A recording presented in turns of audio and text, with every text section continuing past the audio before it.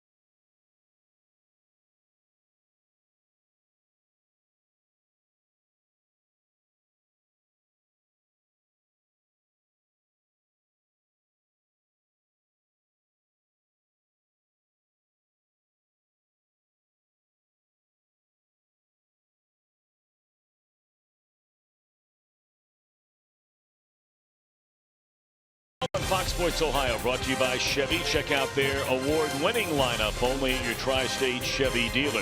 And by Skyline Chili. Feeling good. It's Skyline time.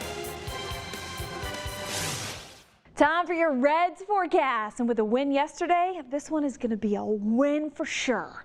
And weather cooperated for us yesterday too. So hopefully these showers and thunderstorms kind of go around us, right? 12:35 your start time as we take on the Tigers again. First pitch at 83.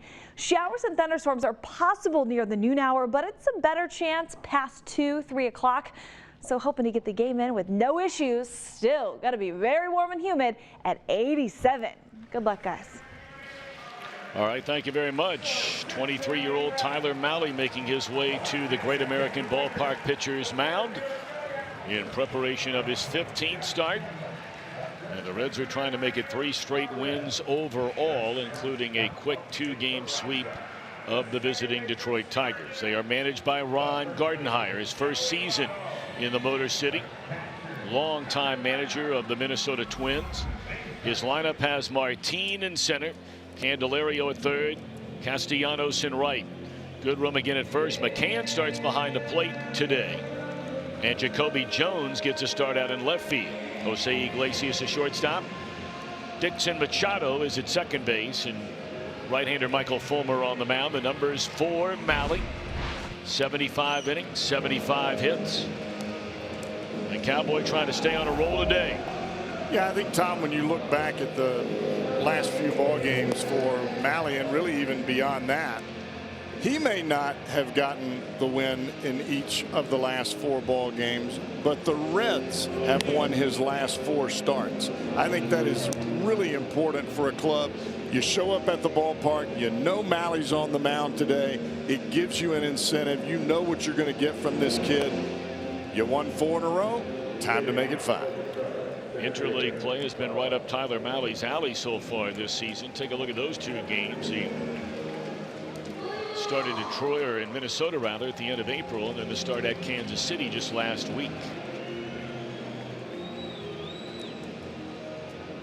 Bright sunshine, warm temperatures.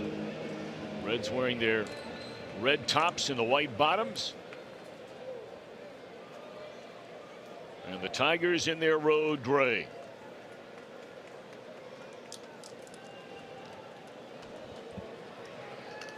So we are set to go.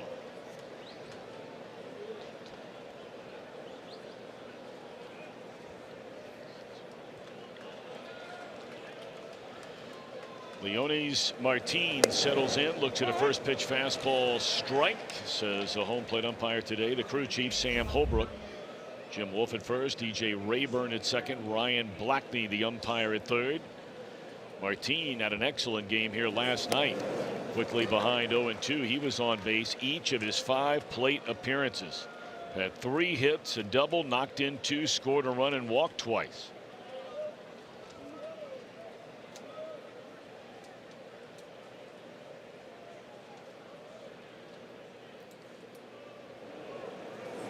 Struck him out on 3 straight pitches, and that's something you talked about just a moment ago when we started our game coverage, that Mahle likes to throw that fastball up in the strike zone and gets guys to chase it. He does like to throw it up.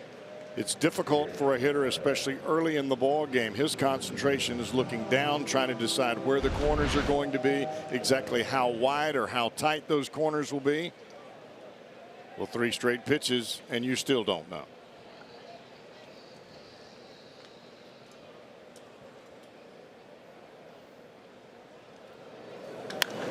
Candelario, first pitch swinging, drives one into deep right field, and that ball is out of here. An opposite field home run by Jeimer Candelario on the first pitch, his 11th, and it's 1-0 Tigers. But what you do know, if you're standing in the on-deck circle, okay, this guy's up. He threw 3 straight fastballs up in the zone. He's probably going to go there with me. You stay back, drive it the other way. And that's exactly what Candelario does on that pitch.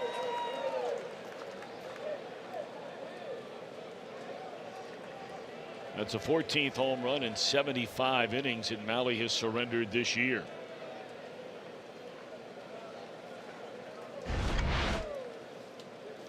And now Castellanos, their best offensive player in the absence of the injured Miguel Cabrera. Cabrera ruptured left biceps tendon, and he is out for the remainder of the season. Last night was the first game, in fact, the Tigers have lost since Cabrera was placed on the disabled list. They had won 5 in a row coming into this series.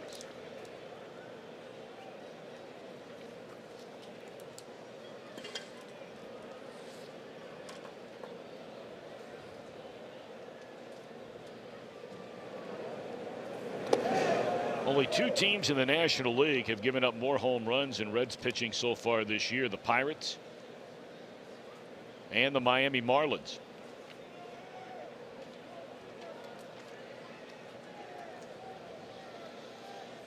Two balls and a strike on Nicholas Castellanos. Big swing and fouls it straight back. 2 balls, 2 strikes.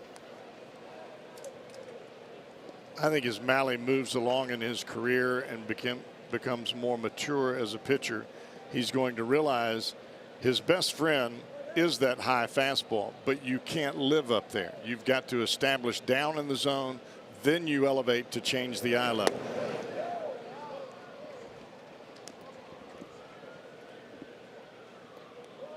Because if you're always pitching up, sooner or later you're going to leave one right around the belt, and it's going to do what Candelario's ball did. 3 balls and 2 strikes. The Reds with a win last night, all time now 1 over 500 against these Tigers, 12-11.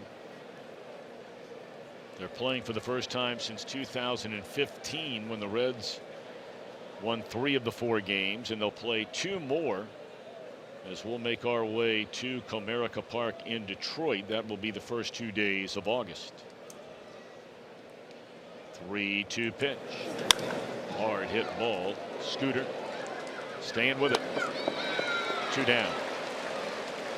The Reds on defense, presented by Ford.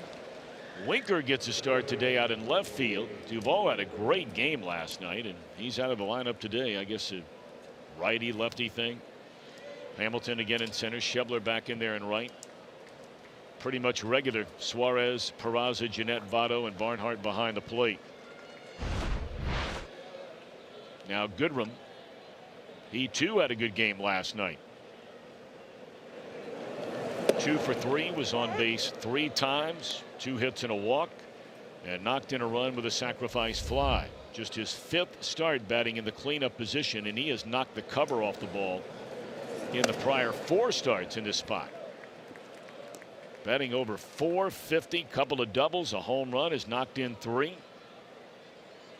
I mean, usually you'll see Castellanos or Victor Martinez. He's a big part of this team offensively when they have him in the lineup, but he's used exclusively these days as a designated hitter. We'll see him when we go to Detroit.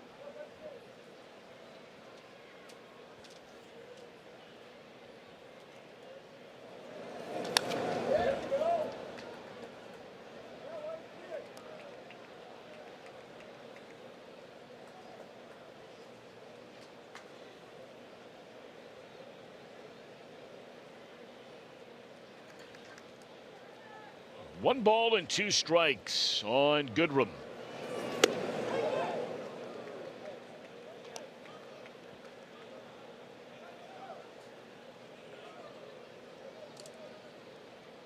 Tigers have another off day tomorrow, and then the final leg of their 3-city journey opens Friday with a big series in Cleveland. Swinging a foul ball out of play anytime you're the second place team and you're playing the division leader. Doesn't matter what time of the year it is. Despite the fact that the Tigers are 2 games under 500, they are only 4 behind the Tribe. Cleveland has won 3 in a row.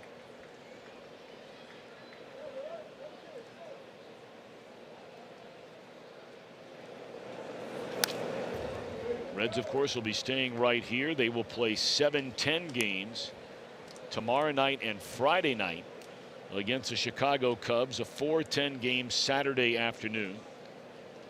And then a 1-10 game on Sunday. 4 games with the Cubbies. Extended at bat here. Well, Goodrum is trying to get his arms extended out over the plate. Mahle, on the flip side, is trying to tie him up with the fastball in. Right now, all we're getting is foul balls.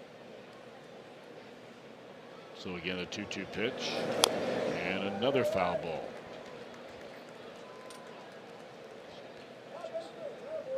will be the 10th pitch in this at bat. And that, of course, has been an issue for Mahle and really all of these Reds pitchers. It doesn't matter if you're Young and Luis Castillo or Sal Romano or even Matt Harvey. High pitch counts early in games. This one's going to be out of play. There'll be an 11th pitch in this at bat.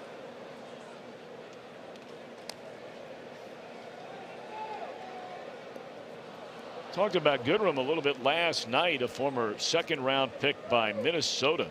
Extremely versatile.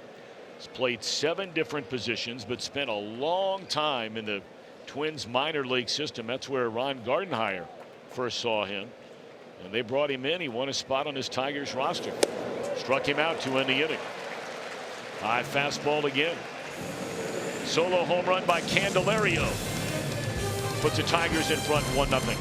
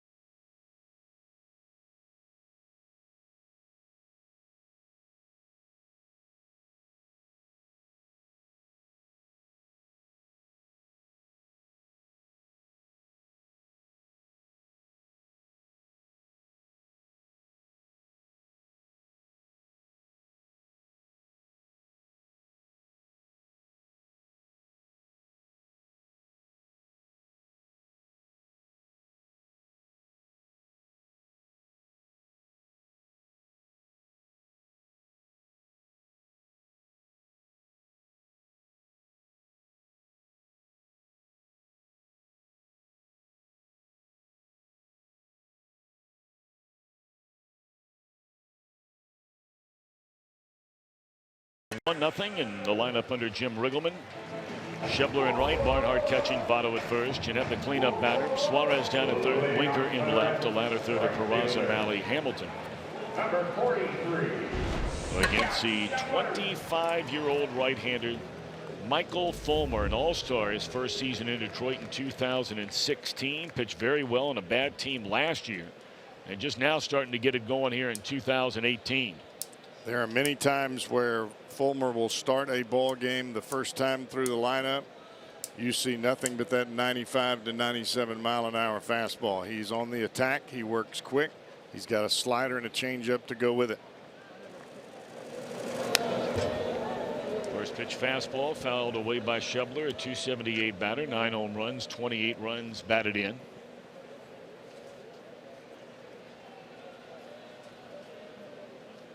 I mean, Fulmer's the kind of guy that, you know, you expect to get when you trade away a big-time player. And they traded away a big-time player to get him from the New York Mets. Fulmer originally was a first-round pick by the Mets in 2011. Out of Deer Creek High School in Edmond, Oklahoma. And when the Tigers traded Yoenis Cespedes in 2015, this is a guy they got back. In his first year, as we mentioned, he was an all-star for the Tigers, and he's turned into their main guy down there. That's what you're supposed to get when you trade away big-time players.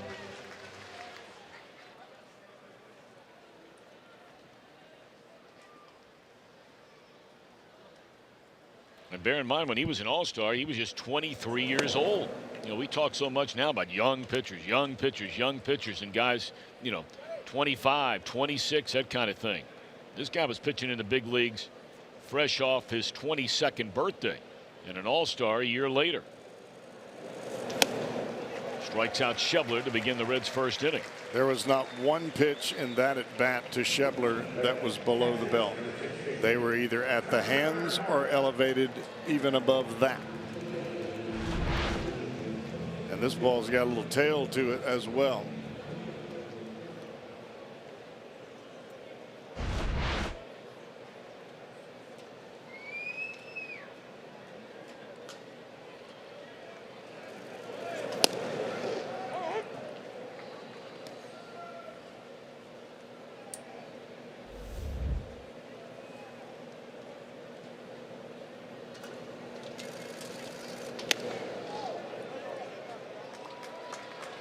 And that one got a piece of him, yeah.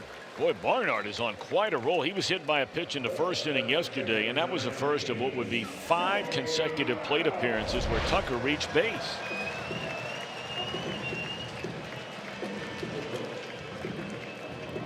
That looked like it just happened to skirt the edge of the jersey as it came in on Barnhart.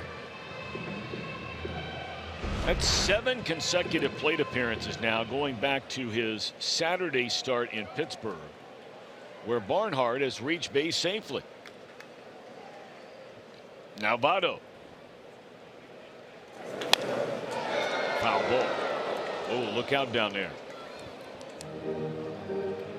Well, there are many times that Votto will come to the plate if you've got a fastball pitcher on the mound, and Fulmer is that. Votto will sell out for a fastball that he can hit out of the ballpark on the first pitch. That was his idea there.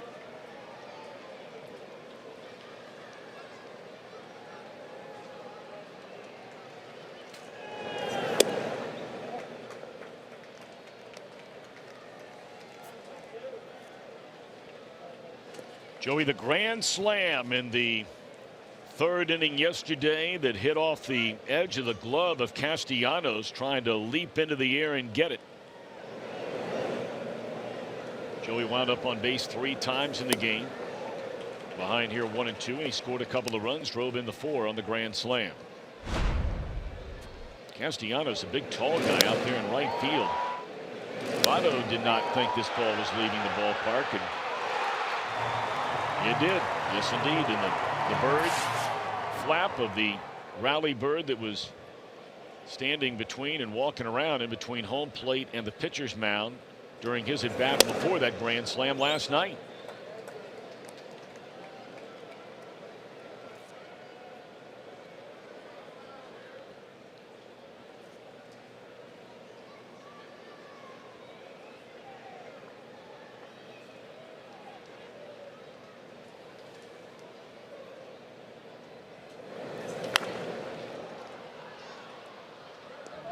Fulmer has been pretty much feast or famine through each of the first 2.5 months of this year. In March/April, off to a great start, 2.7 ERA, and then in May his earned run average was over 6. Started walking a lot of batters. He's cut that walk rate down considerably here in June, where the ERA is 2.7. So when this guy's throwing strikes, his stuff is good enough where he's tough to hit. League's only batting .245 against him, and there you see some of the strikeout to walk differentials, success and failure.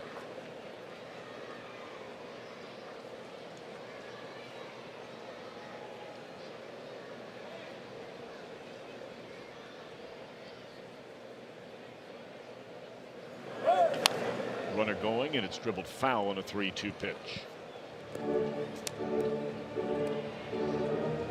There is no doubt that Fulmer is trying to establish fastball early in this ball game, and he's got a good one.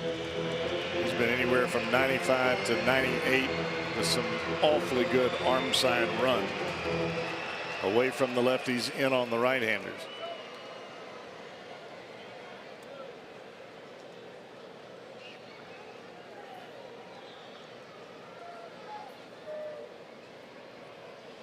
Well, again at 3-2, we'll see if Barnhart again is off. He is. And a strike 3 call. Throw to second, strike him out, throw him out, double play ends the inning. And Votto has a few words for the home plate umpire, Sam Holbrook, about that call, 3rd strike. End of 1, 1-0 Tigers in front.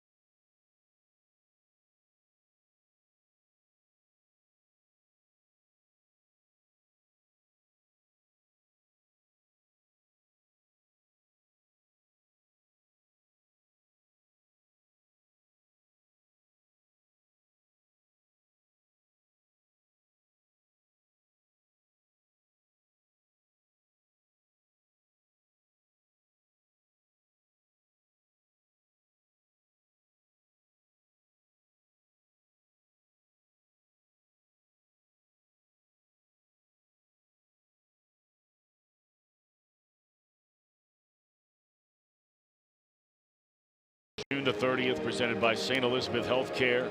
Sliding into what? It's a yoga session they're going to have on the field. You get a game ticket. You see the Reds take on the Brewers the 1st of July. And the option to get an exclusive Reds block. I know you have a number of those for your yoga sessions at home. And if you'd like additional information to register, visit reds.com/yoga.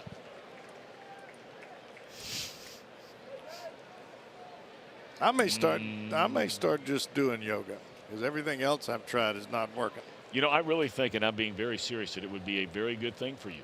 With the surgeries you've had on your neck and your back and your shoulder, I really do think it would be good for you. I sincerely mean this. Cannot do anything that's hard contact. No. Riding that bike is boring as all get out. Stationary bike I'm talking about. I'm telling you, there are people who know a lot about it that would tell you that would probably be at least worth exploring. And why not start on the field here at Great American Ballpark in a couple of weeks? Well, I don't know about that. Ground ball down to third off the bat of McCann, and that's out number 1. I understand. Let me ask you this. Yes. Is yoga a morning time thing or a late? You can maybe do it like whenever you want. Well, if you can Now, do the it whenever one you here, want. I understand, is going to be a little on the early side, but you can do this whenever you want. I mean, you could go home, theoretically. You could, have some chicken or some ribs, a little ice cream, right around midnight, and then spend a solid hour of some hot yoga and then really sleep well. I don't know if that's for me.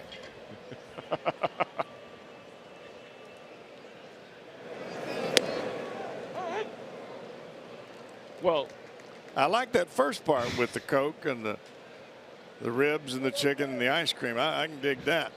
But that hot yoga thing right before I go to bed, not so much. Really loosen you up a lot. I'm telling you right now, I'm being serious. I know we're jacking around a little bit about the chicken and ribs thing, but I think you ought to look into it. I know you're not. 1 ball and 2 strikes account on Jacoby Jones. Saw him as a pinch hitter last night. .228 batter, 5 home runs, 19 driven in.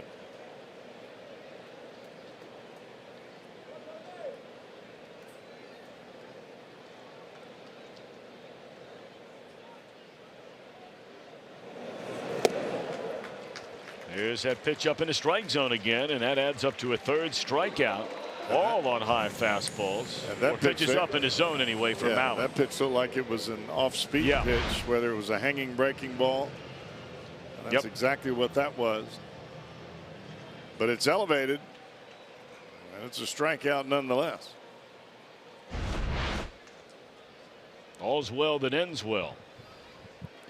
So with 2 away, here is Jose Iglesias. 2 home runs, 27 batted in, has 19 doubles.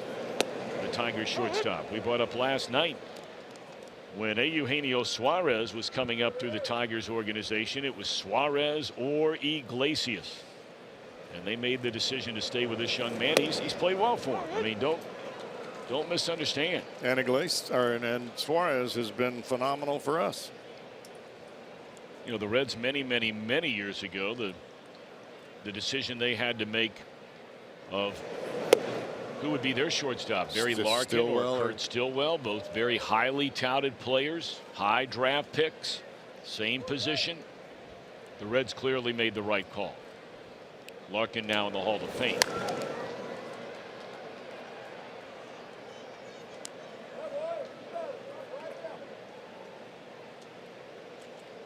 And really, the Reds had to make a similar decision not all that long ago between even though they were at different levels and a bigger spread between Zach Cozart and Didi Gregorius. Correct. There's a base hit into center field. That's a 2-out single by Iglesias.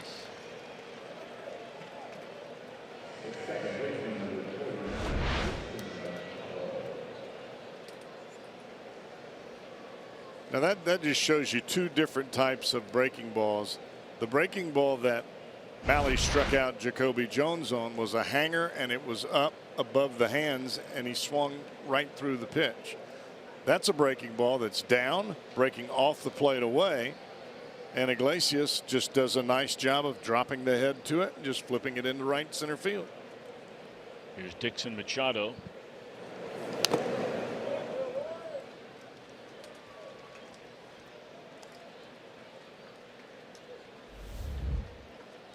.41 hits and 200 at bat so far for Machado. Has a home run, 13 doubles, and 19 knocked in.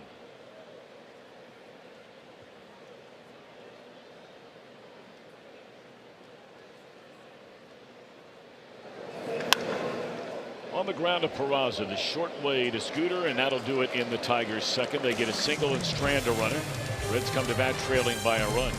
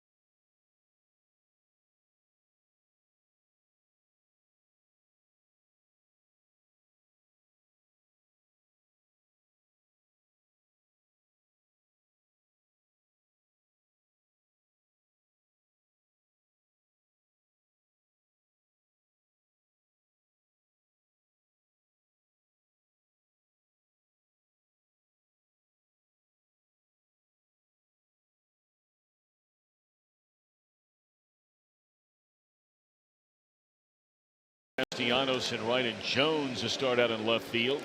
Candelario, Iglesias, Machado at second, with Goodrum over at first, and the battery of McCann after the start last night from Grayson Griner behind the plate. Solo home run by Candelario in the first inning, the only run of this one. How about these two pitchers during interleague play? A storyline presented by Elk and Elk, both very, very good. Of course, Malley, this is his first go-round. Fulmer's been down this road over the last 3 years. Good numbers for each. I'm big on 2-0 with a .71. I'm big on that. I would think so.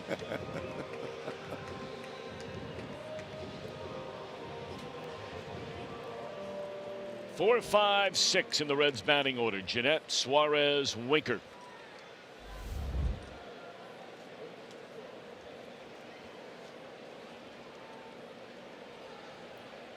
Scooter, that batting average at .337, tops in the National League.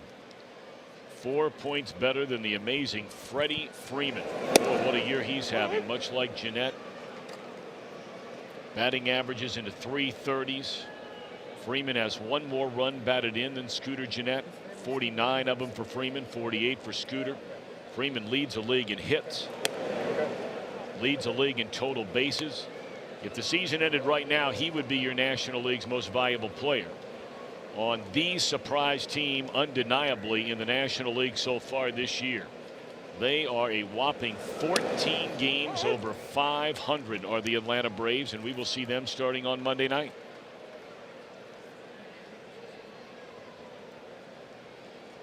I thought they were rebuilding. That was the word we heard on the street. Perhaps ahead of schedule. Albies, Cunha Jr., Swanson. High fly ball. Castellanos short of the track. for the first out.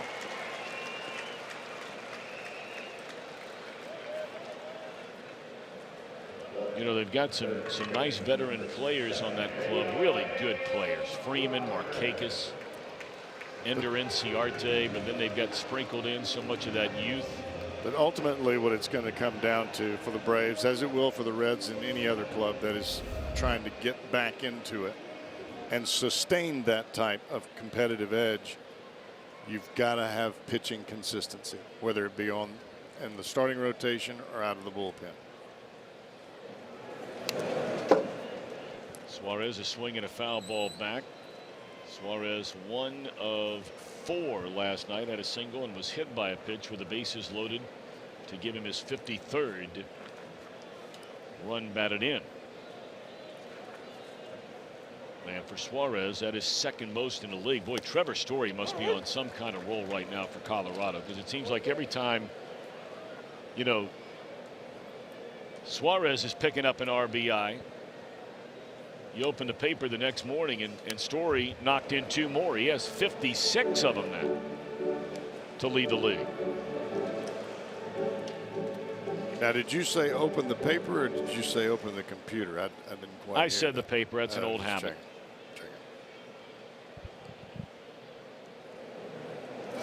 To be honest with you, I never look at what Trevor Story's doing. I really don't care. I'll just look at it the next day. You know what I mean? I like what our guy's doing. That's right. I mean, it's hard enough following and staying on top of one team as opposed to the rest of the league. I've been there and done that. Swing and a miss. 3 strikeouts for Fulmer.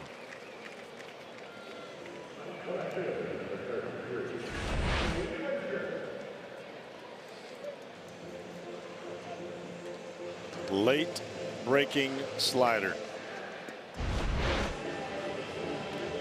And if you notice that slider path to the plate, it did not start in the middle and break towards the first base dugout. It started on the outside corner, stayed there, and just darted downward.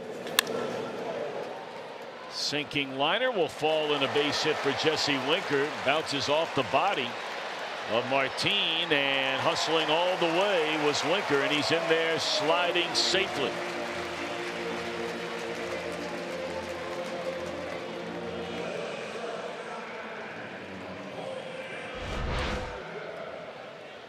It's one of those balls for a center fielder.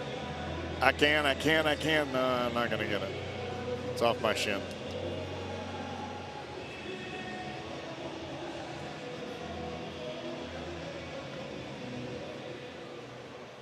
Great hustle by Jesse Winker.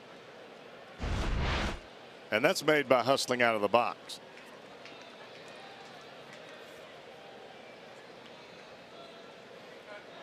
If you're not busting it out of the box right away, you don't make it to second base. You're thrown out by about a foot. That'll be scored a single and an error on Martin, allowing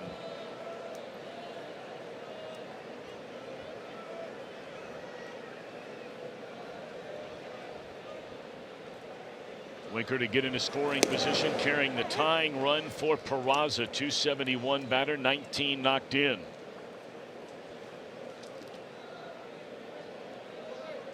Peraza on base 3 times last night, scored 3 runs. Had a single, a walk, also reached on a fielder's choice ground out, but scored after reaching. Breaking ball sort of hung up there and foul tipped into the mid of McCann. 19 straight game, the longest Jose Peraza has reached base safely in his career.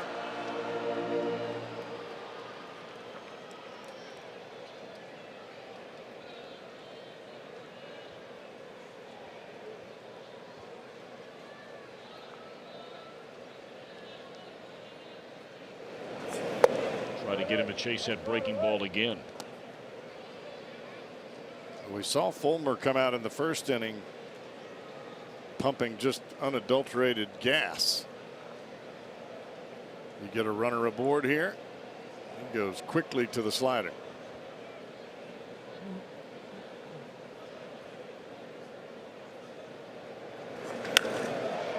Breaking ball hit hard into deep right center field, but Martin able to run it down at the track. One hit, one error, one left. End of 2. The Tigers lead by a run.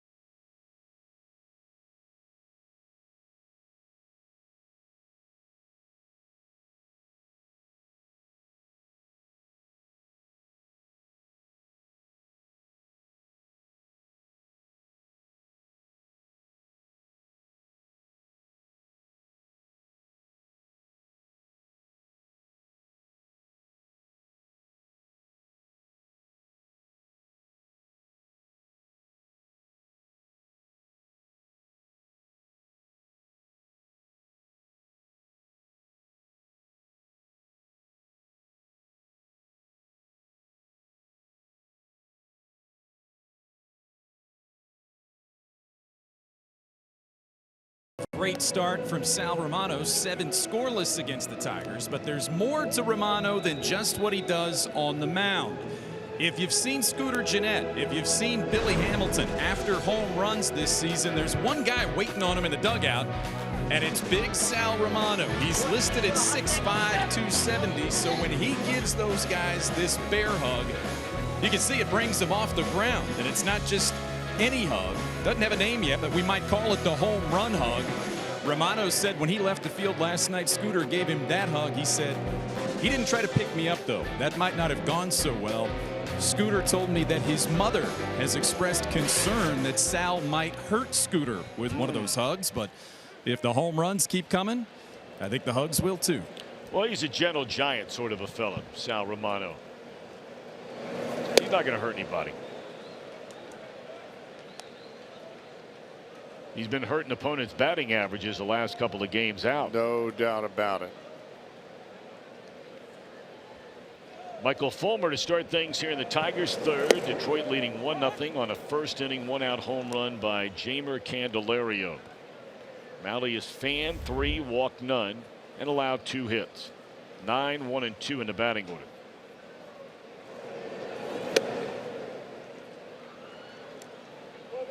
Number of day games around baseball today. Travel day. You always appreciate it when you're the road team and the home team schedules a day game rather than a night game. The Pirates never do that. They're hosting a night game tonight against the Brewers. And now a quick message from Miami Valley Gaming. Get ready to get lucky.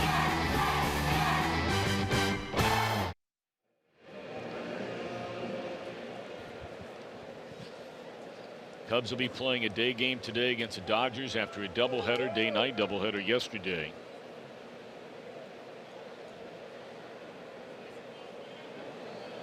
Cardinals and the Phillies, a day game today in Philadelphia. Waka against Arrieta.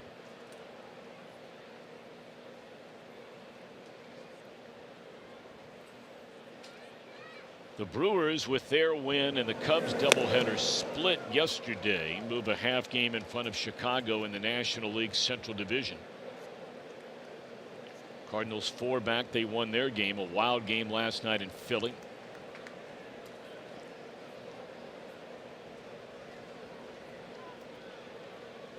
Oh-2 pitch. So the Cubbies will be rolling in here tonight. Pretty decent hour. in preparation for the 4-game set which begins tomorrow. Now, in the Reds' notes, they have Kyle Hendricks listed as a starter. In the league notes, they have John Lester listed as a starter. I did not check the Cubs box score last night in that doubleheader to see if they altered that rotation at all.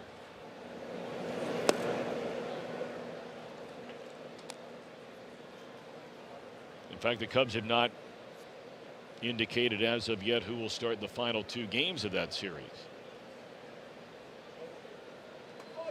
We understand they have made Lester their starter today. Okay, so he won't pitch tomorrow. Will be Kyle Hendricks. Swing and a miss by Martin. Back-to-back strikeouts for Mahle, giving him 5 through the first 2 2/3. That fastball up to Martin coming out of the hand of Mahle. Tigers center fielder, he's got a little bit of uppercut swing. It's very difficult to get to that ball.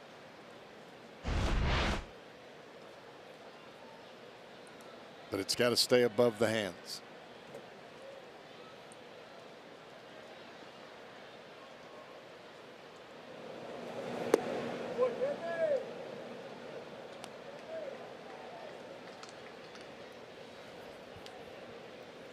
Candelario on the first pitch of that at bat in the first inning clubbed a home run to the first row in left field. And that's the only run of the game so far. Braves are underway 2-2 in the third in Toronto, and Cleveland a day game today hosting the White Sox, going for the sweep of that series. No score in the bottom of the first inning.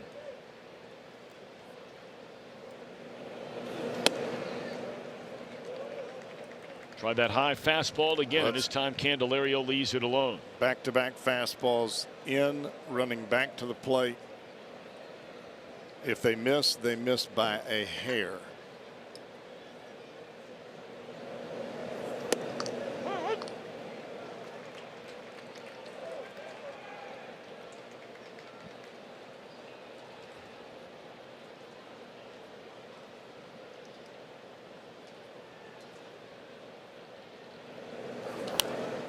Three and two now on Candelario.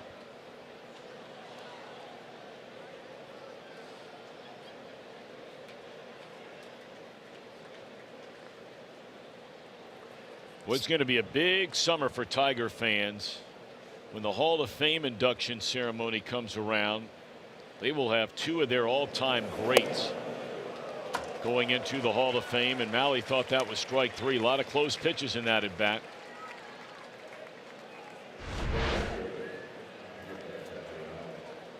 Well, I tell you what, you know, they talk so much, and look, this isn't me talking, even though I do talk about it regularly, because it doesn't make my opinion any more important than you sitting there watching at home, or a baseball fan, or your son or your daughter, whatever the case may be. But look, when the commissioner comes out and talks about how important pace of play is for him, because he's looking at a lot of things that you and I don't get to see about who's watching these games and who's not watching these games. If they want to improve the pace of play, the first thing they should do ahead of a pitch clock or anything else is start calling strikes. Fly ball to right, and that will end the inning. You start calling strikes, you'll see guys up there swinging a bat.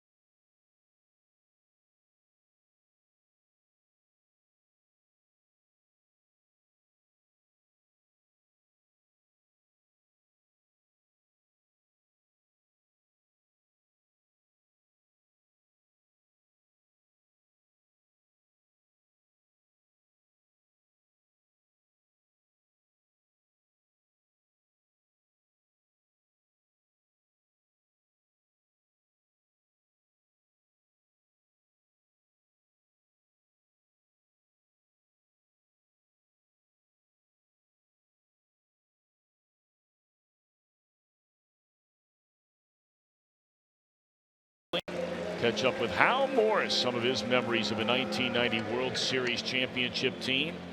Reds assistant pitching coach Darren Ebert. He was acting alongside Brad Pitt in that Moneyball movie.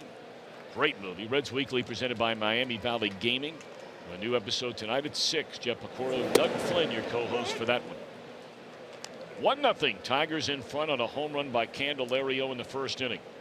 Malley, Hamilton, Schebler due up.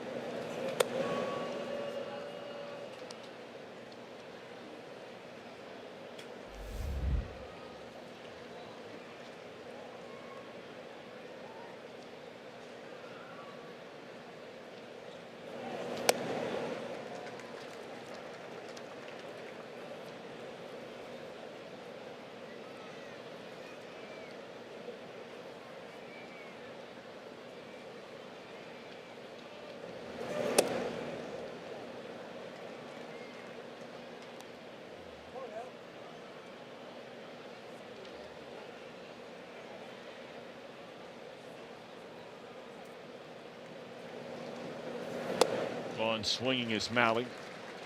Only 2 hits and 20 at bats now for him, and that's 4 strikeouts for Fulmer.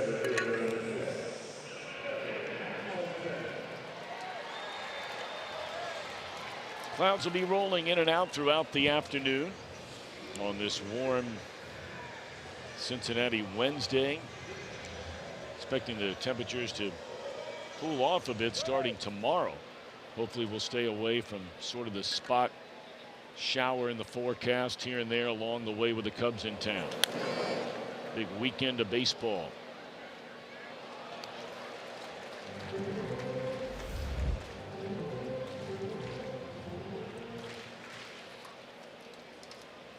Billy at 203 hit a home run here last night, his 3rd of the year, and hooks his ball into right field, and Castellanos will flag it down for the 2nd out. If a Red hits a home run off that Toyota sign out by the PNC Power Stacks during our game today, Linda Dewar from Cincinnati will win that Tundra, thanks to your Cincinnati and Northern Kentucky Toyota dealers. 2 down, nobody on in the 3rd. Well, Michael Fulmer has come out throwing bullseyes. 8 of his first 9 batters have had first pitch strikes, all of which have been fastballs except for 1. That's the key to success. Rare miss there on a fastball. And only 38 pitches in this game for Fulmer. 1 out away from 3 full innings. And it will be 39 pitches through 3 innings in a 1-2-3 third, his first perfect inning of the afternoon.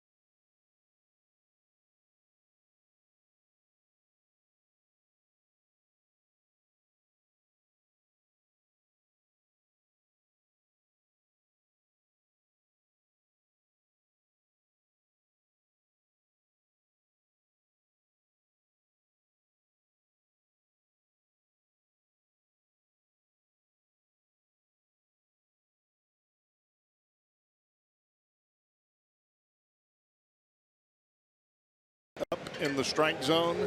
Well, he's done that here early. First batter of the ball game gets the ball up in the strike zone. You see where it is. It's either at the hands or just a bit above. Those are great pitches. Now you drop it down around the belt. That's a whole different category. If you pitch up, you have to stay up around the hands or down at the knees. If you come in that belt territory and you're pitching up the entire game, you're going to get hit.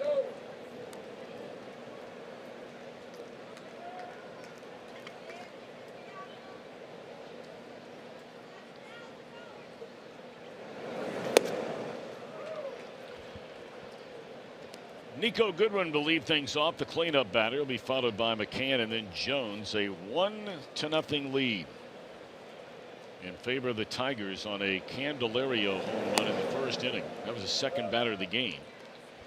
Mahle has only allowed, what, 2 base runners since in, a 2-out single to Iglesias and a 2-out walk to Candelario. He struck out Goodwin and extended it back. 12 pitches his first time up. And again, you look at the pitch count. We were just talking about, you know, to get through 3 innings, 39 of them for Fulmer. 54 for Tyler Mahle.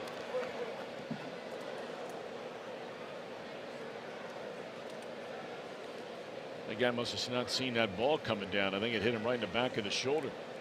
Didn't bring his sunglasses, was shading his eyes from the sun. He'll be all right. Yeah, he's all right. Just kind of rubbing it down there a little bit. Big fella. He's got a little pad.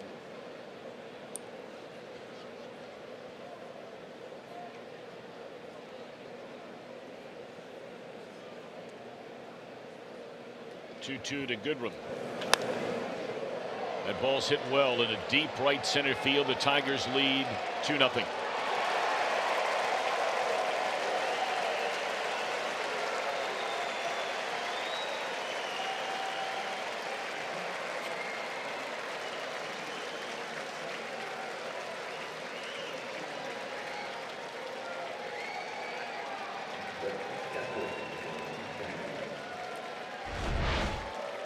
Has not even fouled off a high fastball up above the hands. You come back with a changeup. You leave it in the middle of the plate. Most people would say that's a great pitch. It's down. It's a changeup. It's 10, 11 miles an hour off. When you're beating a guy upstairs, why change?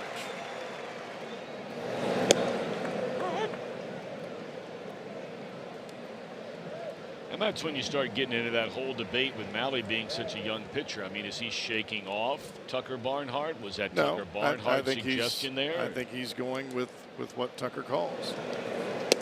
And the pitch was executed well. I thought it was a good pitch for a changeup. It was not a good pitch for that hitter at that time.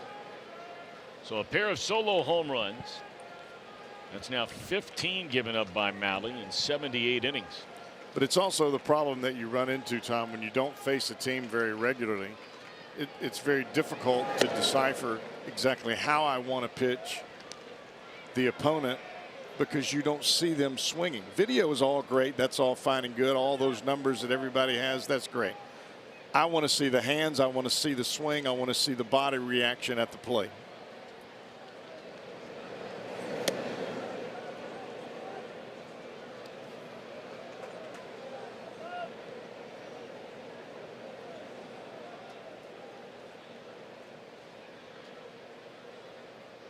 Two balls and 2 strikes on McCann. We'll do it again. McCann bounced out to Suarez, leading off the second inning.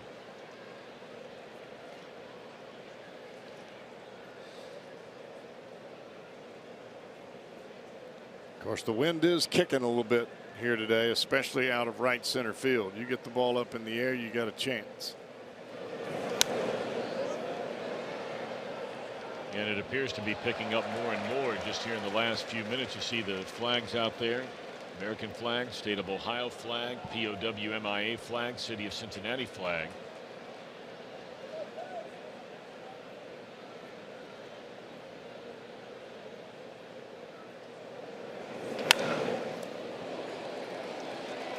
Malley will throw out McCann. All right, is there a price to pay for going to get a home run ball? Oh boy.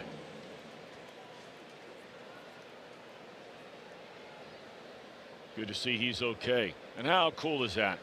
That Reds fan turning around and giving that ball to that man's daughter. Boy, how nice is that? Glad he's okay too. Scooter to his right. 2 down. Honey, what happened at the game today? Well, I broke my neck, but Sarah got her first game ball. Got to be careful, man, when you're going after them balls like that, right? Whatever it takes. That's the point in time where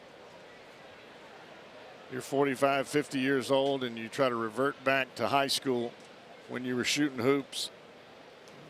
Body doesn't quite bend or move in the direction that you think it does.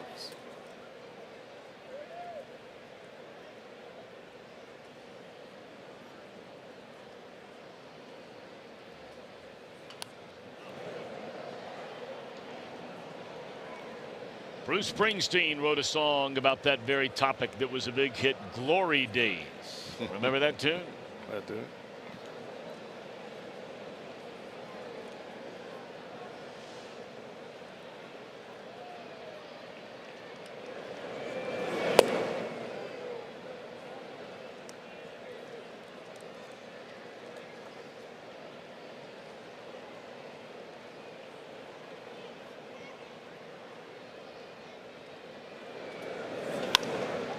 Fly ball to Billy. He broke back. He'll come in to get it, and that's all for the Tigers. But they get a solo home run from Goodwin, and now lead 2-0.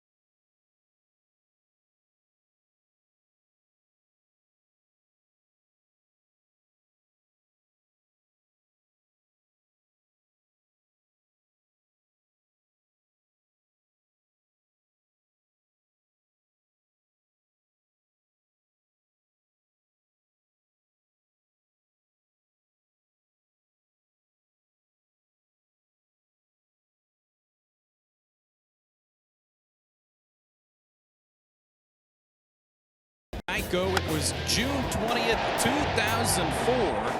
And after he sat on career home run number 499 for a week, Ken Griffey Jr. launched number 500 at Busch Stadium in St. Louis, and yeah, went straight to Dad. It was Father's Day. He became the 20th player to reach the 500 club, and at the time was the 6th youngest on that list. He was also the first Red to log number 500 in a Reds uniform.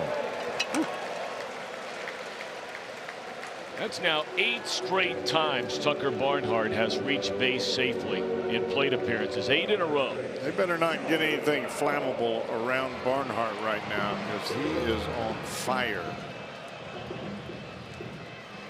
Hit by pitch in a single today.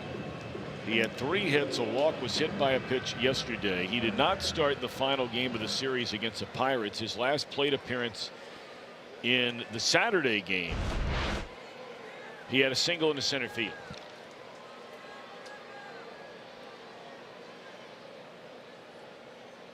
Now Joey representing the tying run.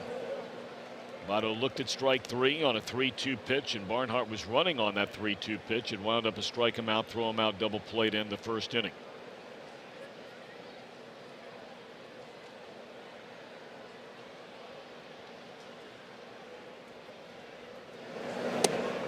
A pretty good looking breaking ball right there. Yeah, I'll say this for Tucker Barnhart, Tom. When we first saw him at the big league level, it did not appear that he was ever going to hit.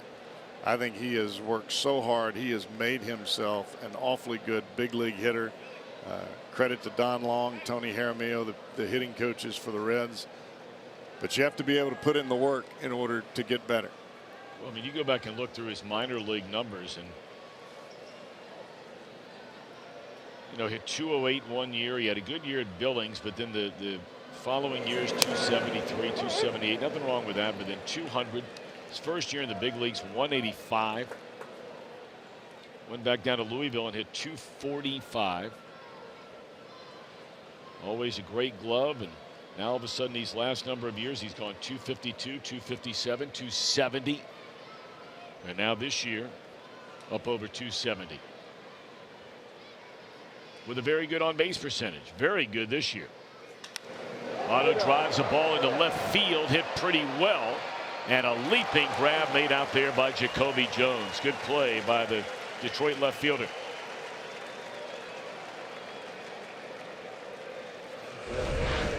Yeah, that ball is hooking back towards the left field line.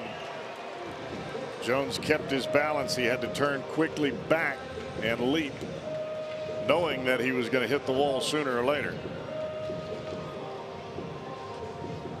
You hear me say this all the time, Tom, whether you're in center, left, or right. That ball that's hit directly over your head, that's trouble.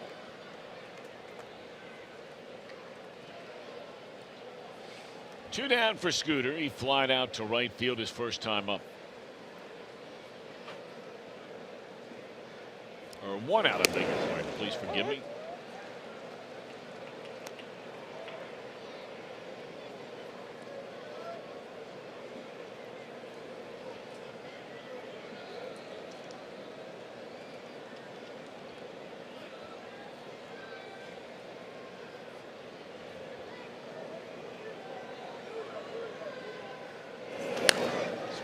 Fouled out of play.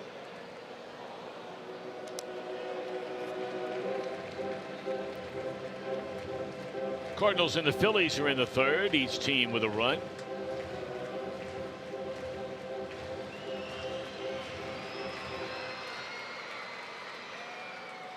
Here in the bottom of the fourth inning, the Tigers with a 2-0 lead on solo home runs from Candelario in the first and Goodrum in the fourth. Reds have a tying run at the plate. Still 0-2 on Jeanette.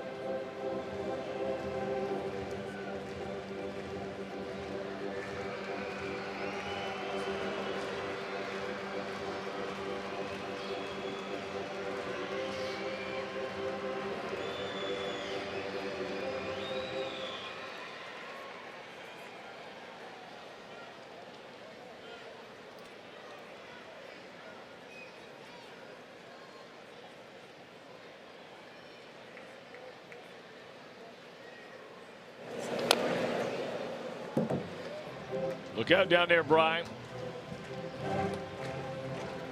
Able to duck underneath that chopper over into the camera well. You all right down there? Cat-like reflexes. No doubt about it. I mean, we catch him right here. Look at that. Very well done. You're not getting paid to catch those things. Just get out of the way.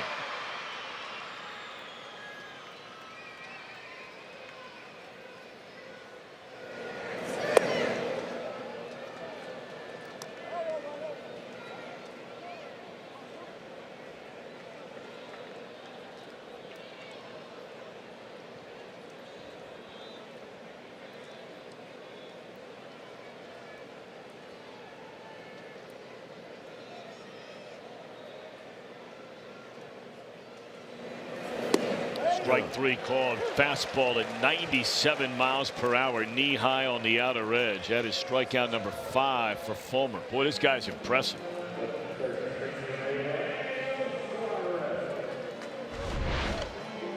Definitely pumping that fastball. That may have been a spot where Jeanette might have been thinking in the back of his mind, stay back for a backdoor breaking ball or maybe a changeup. And if you hesitate at all or even have a thought of an off-speed pitch, and it just really takes away your ability to react to the fastball. Whew.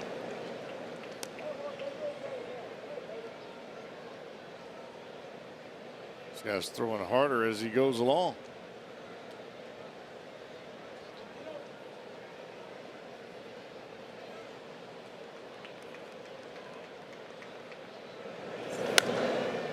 He ran that ball and just tied up Suarez in on the hands again at 97 miles per hour.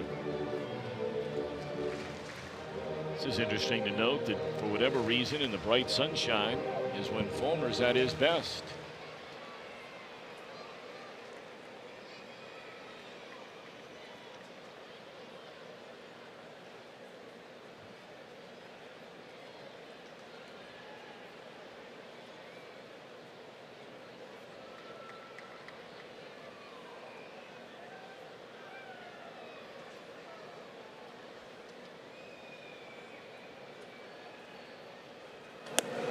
Blew him away on the high heat at 99 miles per hour. Mercy.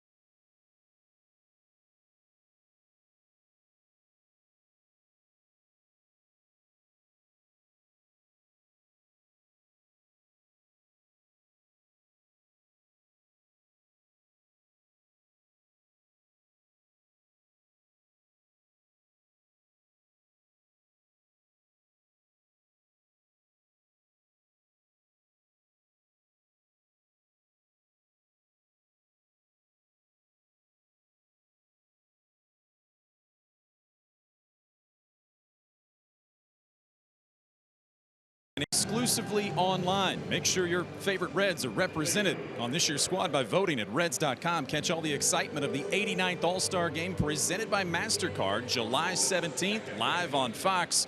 We mentioned 3 Reds in the top 5 at their positions, including Eugenio Suarez. I don't really think about it. I just think about help my thing. And you know, sometimes when we see the board and I saw my name on there, and I feel something like, okay, this is my opportunity. I got to do it. Keep doing what I'm doing if I want to be there. And I hope and I pray, oh God, you know, a lot, because I think everybody want to be in the All-Star game. And if this is my opportunity, I will take her. No doubt he's got all-star caliber numbers, but behind Nolan Arenado, Chris Bryant, and the Braves' Johan Camargo at the moment. Good stuff. Well, Suarez right now is he's certainly playing his way onto the team. He may not get the fan vote. Probably a pretty safe bet Arenado is going to win the fan vote. I mean, he's been the best third baseman, all-around third baseman in the league for a number of years now. Familiar name, great player. But both Suarez and Jeanette for sure right now I would agree with that. Have played their way onto that team. We'll see how it works out. You know, every team's got to be represented. You never know.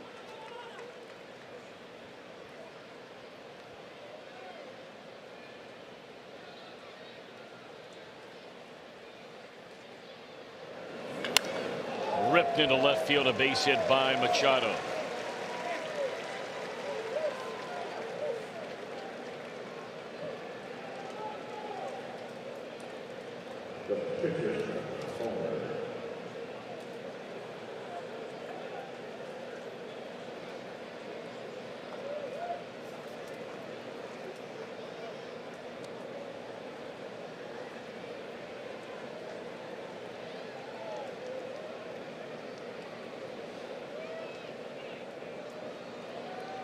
So here's Fulmer. They'll ask him to bunt. Can he bunt?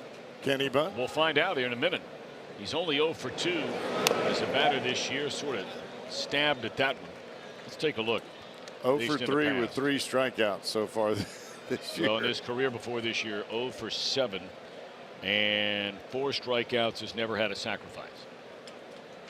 Well, you could see a little bit of left foot movement back towards the third base dugout. When you're not used to standing in that batter's box, that ball is a little intimidating coming to the plate, whether you got a bat or not.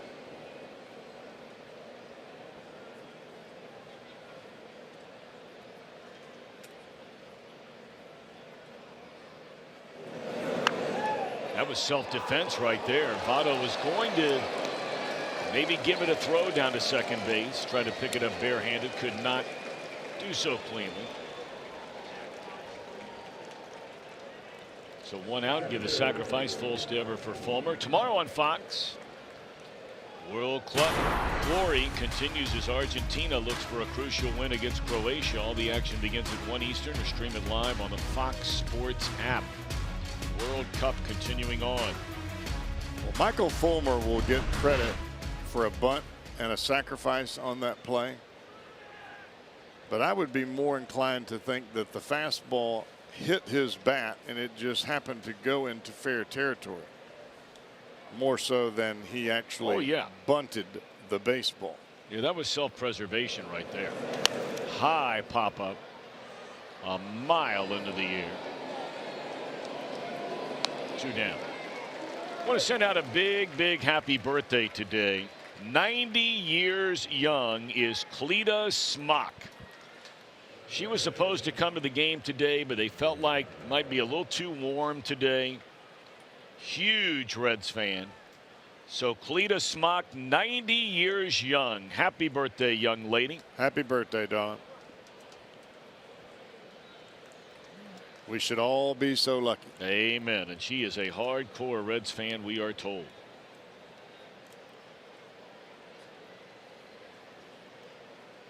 So with 2 away, here's Candelario, who has homered and drawn a walk.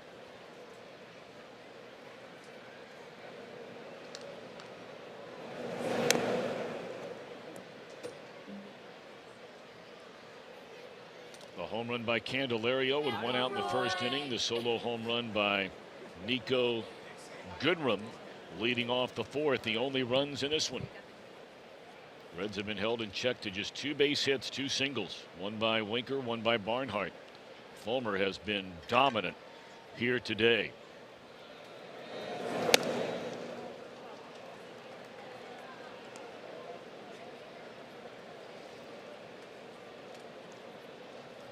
I think the idea for Tyler Mahle and the game plan with Barnhart is to get the fastball up and in on Candelario. They've tried to do that several times. A couple of borderline pitches in his last at bat ultimately ended up walking him.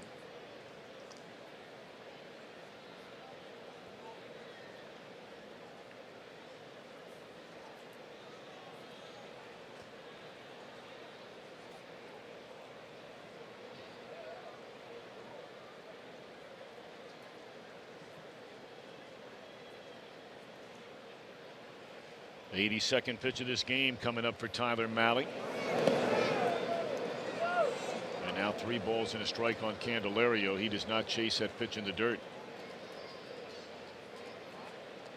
This guy's got a good idea at the plate. I mean, we've only seen him for the first time, but you can just tell by watching him that he has a very good idea of what he's up to. Works accounts.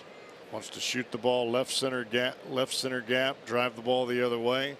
It allows him that split second of the ability to wait, let the ball get deeper into the strike zone.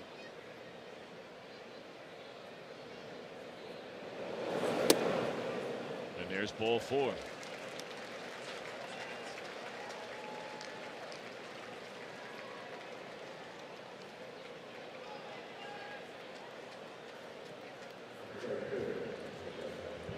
Matt Sigafus, who normally is with us down in the truck, here with his mom and dad, his son Jack right there hanging out.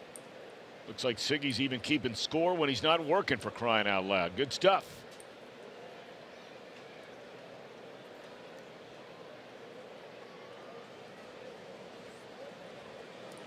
And now a visit to the mound by Danny Darwin.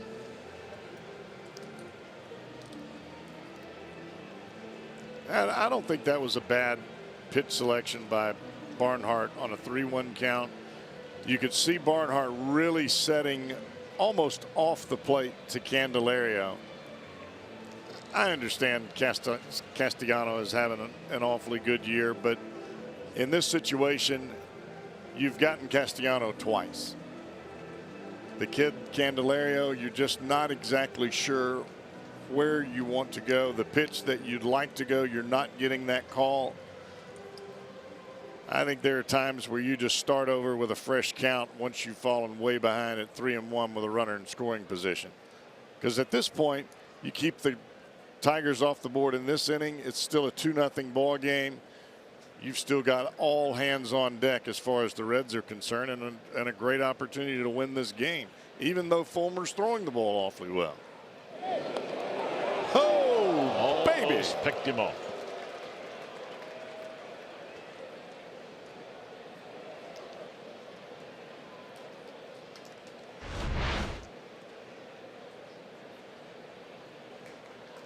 Well, that is a perfect move by Tyler Mahle. Threw it right from the ear, quick shot to second. Jeanette right on top of the bag.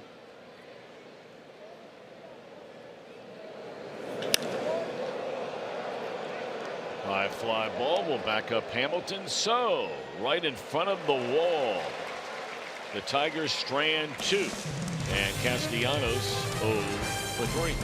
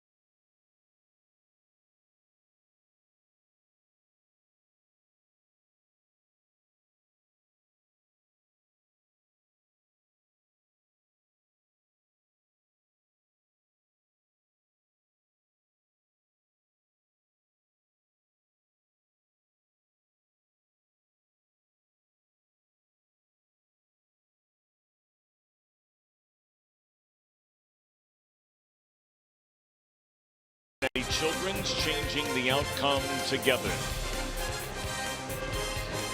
And by your local Ford dealer, Ford. Go further.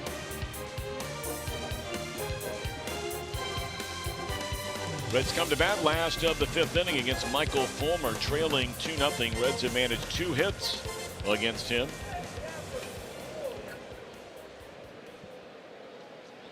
He has not gone over the 15 pitch mark in any of the first 4 innings so far today, 15 being the max in each of the first 2. He's gone 9 and 14.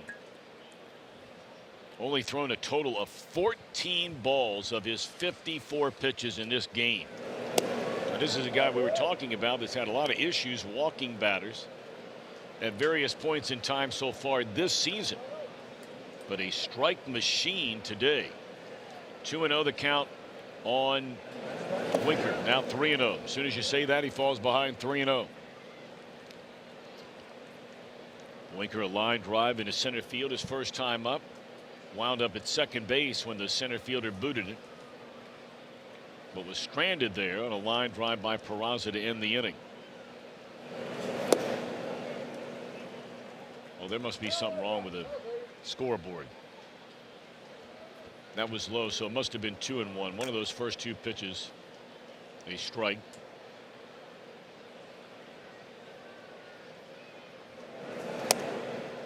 And there's a walk, and that's the first of the day he has hit a batter today.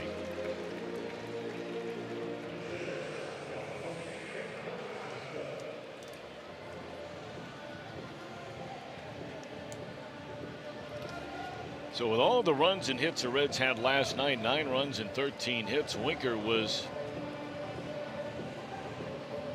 not a part of any of it. He was 0 for 4 last night, a couple of strikeouts. But now Jesse on base twice so far here today when the rest of his mates are having a tough time.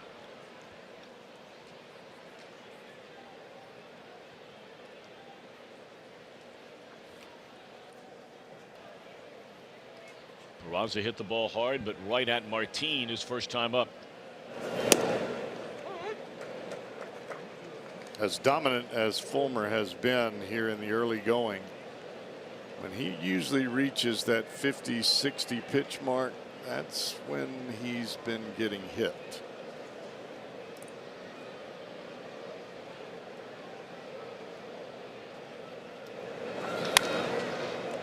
What a play down at third, and the only play is to first. That is beautifully done down there by Candelario, who is drawn in.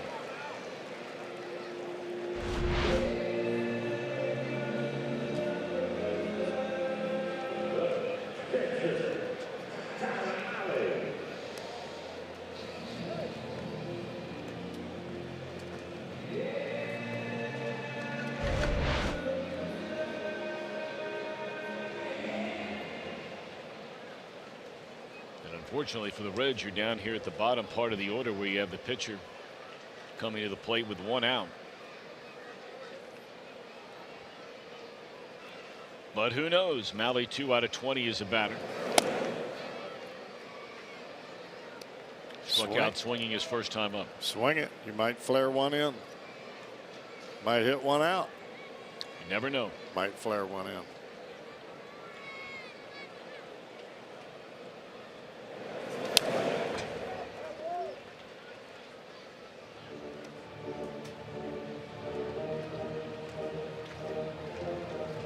One of your favorite terms. I'm betting he's about to get that old yellow hammer after a couple of quick strikes. What do you think? That could happen here.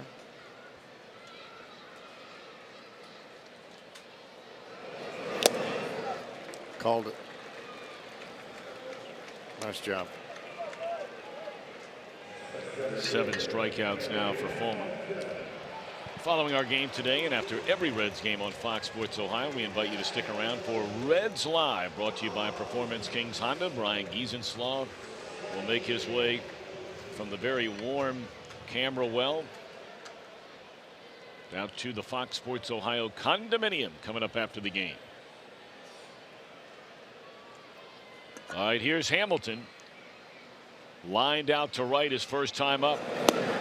Strike 1, first pitch breaking ball in the outside corner. Man, this guy is dealing here today. He's on the attack, and he's on the attack within the strike zone. He's not trying to dance around on the mound. 64 pitches in the game, 2 outs here in the 5th. Comes back with a fastball at 97, and just like that, 0-2 on Billy. When you're on the attack, as we see Fulmer here, and a lot of that It's reminiscent of what we saw with Sal Romano last night. When you're attacking the strike zone rapidly, you're going to get some swings that are outside of the strike zone. It's just part of it. And you're also going to get some calls that are borderline that may be balls. But if you're on the mound and every pitch is just barely off, or bounce it in the dirt, or throw it over the catcher's head, you're going to have 100 pitches in 4 innings, and the bullpen is going to be worn out. Fulmer wanted that call just off the outside corner with a heater.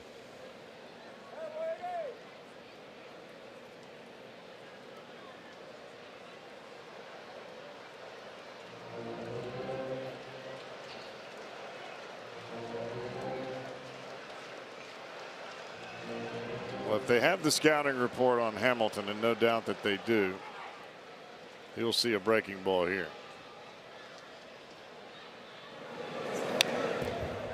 Wow. Well, if not then, it's coming up now.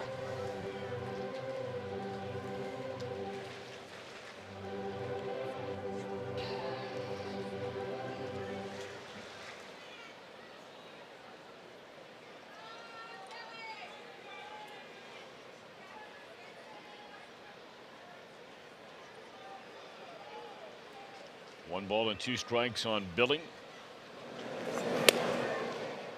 A changeup.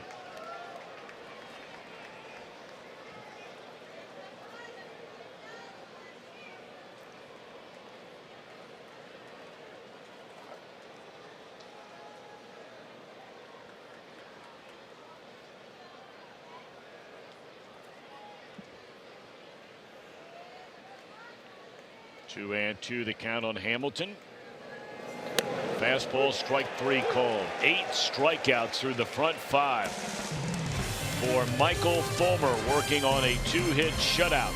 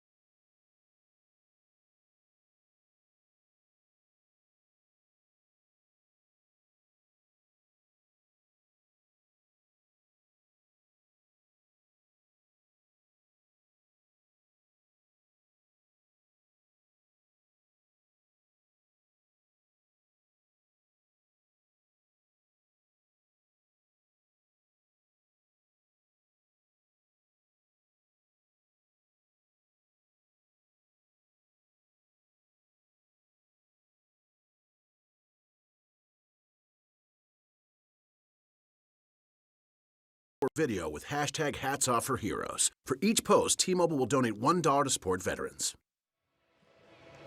I'd like to remind you, as part of the Ohio Lottery postgame concert series, Cincinnati's very own Walk the Moon will be performing a live concert from the field on Saturday, July the 28th, and everyone with a ticket to the Reds game can stick around for Walk the Moon. Visit Reds.com/concerts for more details.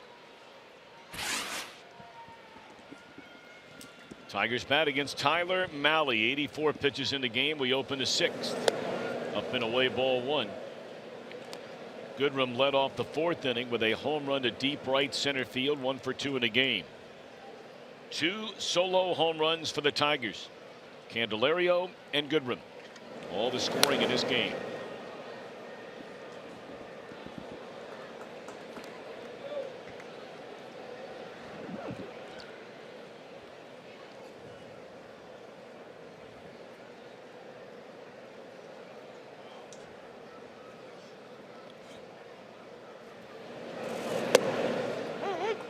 pitch here in the inside corner.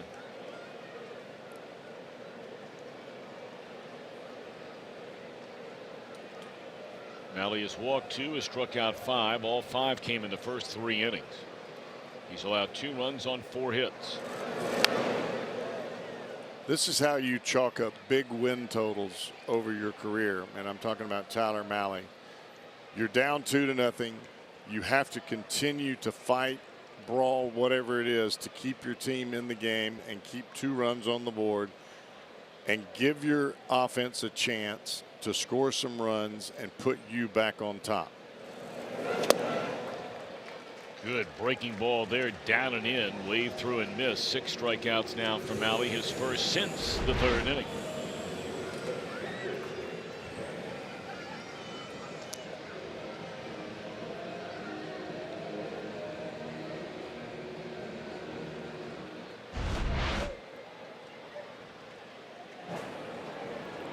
That little one's had enough, Cowboy. Shutter. Working that pacifier, and all's right with the world. Right in Dad's arms.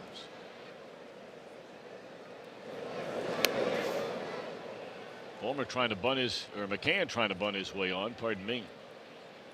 With Suarez playing about 25 feet behind the third base bag.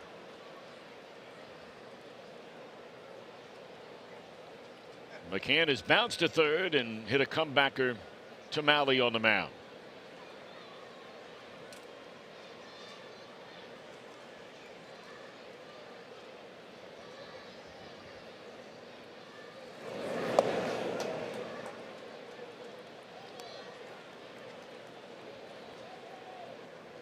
Breaking ball for Malley right now is coming out of his hand awfully good.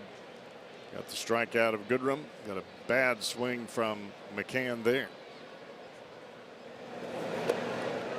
And there's another one. Back-to-back strikeouts here in the 6th inning. Make it 7 now in the game for Malley.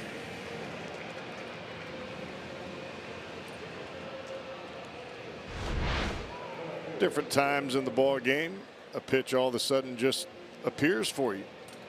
Use it to your advantage. That's exactly what Malley does here. Back-to-back batters.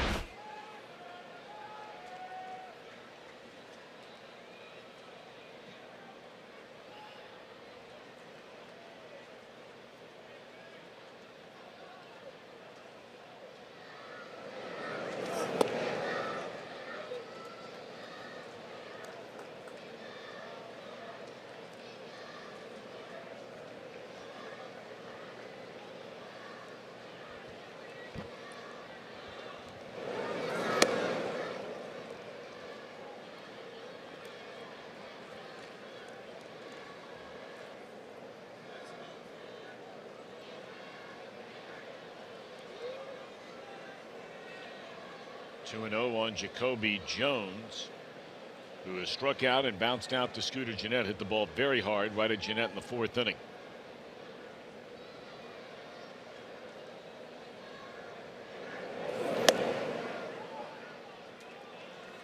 With 2 outs in innings is when we've seen Malley really run into problems, especially innings where he's retired the first 2 batters. And look no further as evidence in today. A 2-out single to Iglesias, a 2-out walk to Candelario, a 2-out walk in the 5th to Candelario, and now after striking out the first 2 batters, he walks a batter on 4 straight pitches. We have seen that a lot from Tyler Malley this year. More times than not, that's not a physical issue. It's a break in concentration.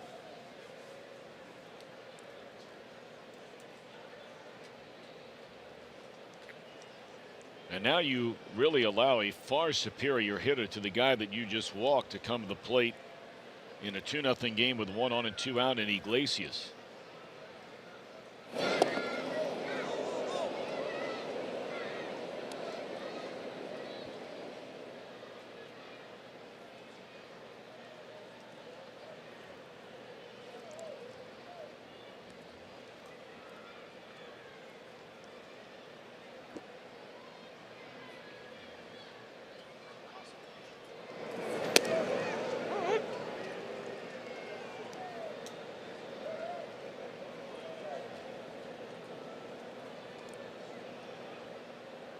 Iglesias has never been a big home run guy, but he does get a lot of extra base hits. In fact, so far this year, he has more extra base hits than Joey Votto does. If you can believe that. And this one hooked into left field. And easily coasting first to third is Jones. I'm sure that'll be scored. Well, we'll see how they score it. I would think a single and went to second on the throw to third. Yep.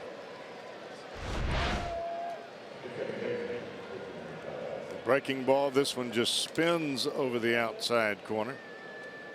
And Iglesias stays right on it. Well, I would be stunned if the Reds are thinking about pitching to the number 8 hitter. Here comes Jim Riggleman. Reds have action in their bullpen. They have Lorenzen and Amir Garrett. I think this meeting here, though, Tom, may be to tell Malley we're going to walk this batter. But when we walk him, you got to get Fulmer. Oh, that was pretty quick. Mm-hmm.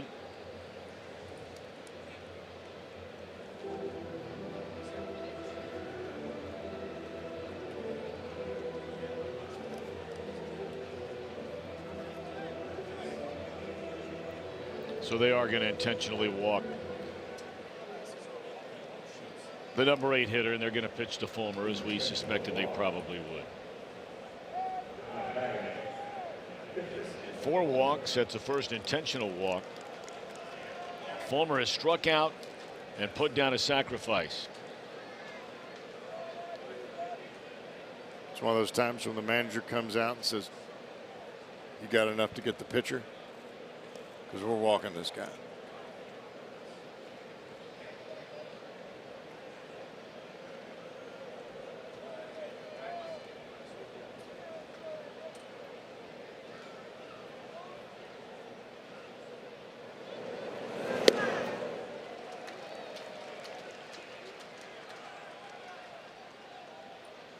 Told you Fulmer has never had a hit in the big leagues. But he does have a lot of strikeouts.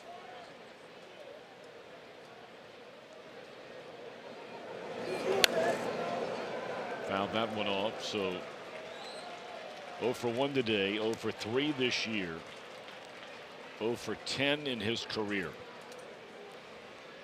with 5 strikeouts. Throw him another high fastball. Get it up there by the hands.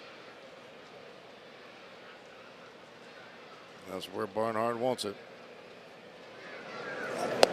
And that's where he gets it, and that will retire the side. He strikes out 3 in the inning. Tigers strand 3 and lead 2-0.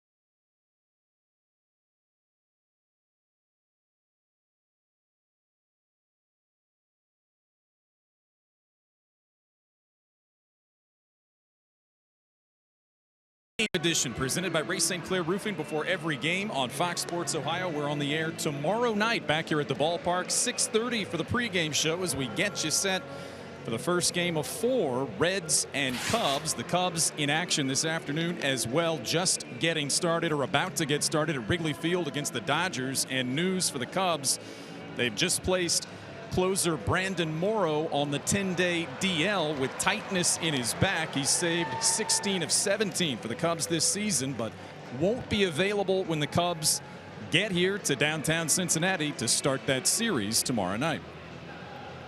Now, that was a very bizarre story that showed up on the internet today about the whole Morrow thing and how he got hurt getting dressed.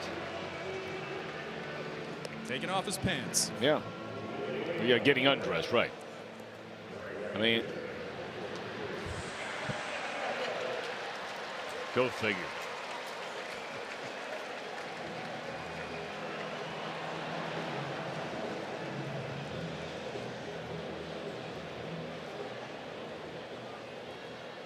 Well, we're reaching a point now for Michael Fulmer where here in 2018 batters have really started to hit him hard. You're looking at the third time through the order.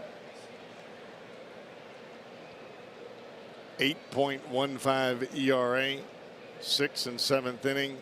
They're hitting well above the 300 mark, his opponents.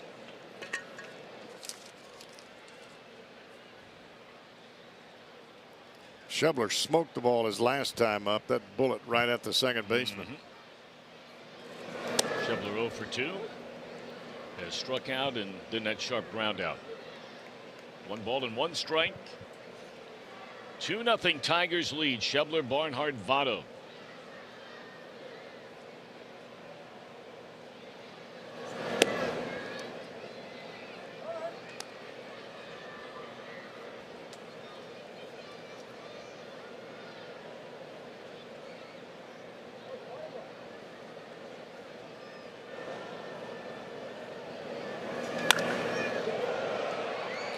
Ball into left center field, and that thing will carry all the way 1 hop to the wall. Boy, didn't look like he stung it that good, but with the shift they had on, stayed in the air a long time. It'll go as a double for Schebler. Good start to the 6th inning. Well, fortunately for Schebler, this ball is middle in. He gets inside of it just enough to run it away from the center fielder Martin, who has great speed.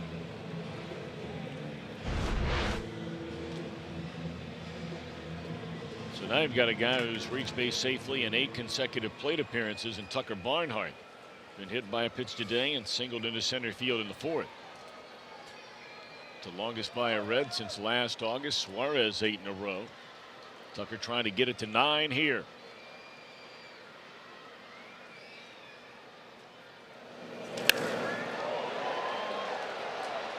Not going to do it. Fly ball to deep left, but he will advance Schebler, who runs well. He'll get to third, standing up.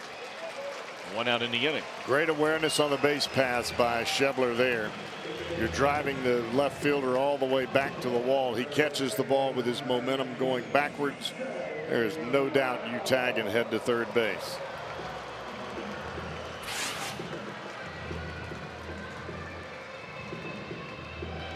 IGS bringing the energy today, the 162nd interleague game, a full year for Votto.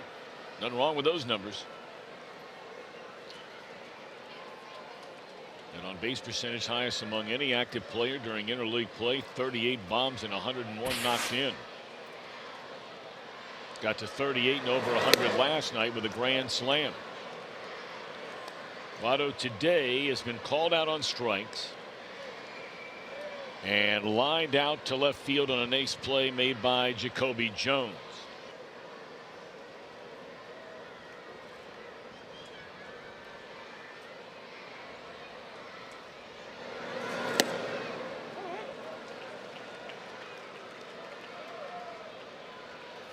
It does not appear that Fulmer has lost a whole lot velocity wise. Location probably not as good as it was earlier in the ball game, but those last 2 pitches at 97.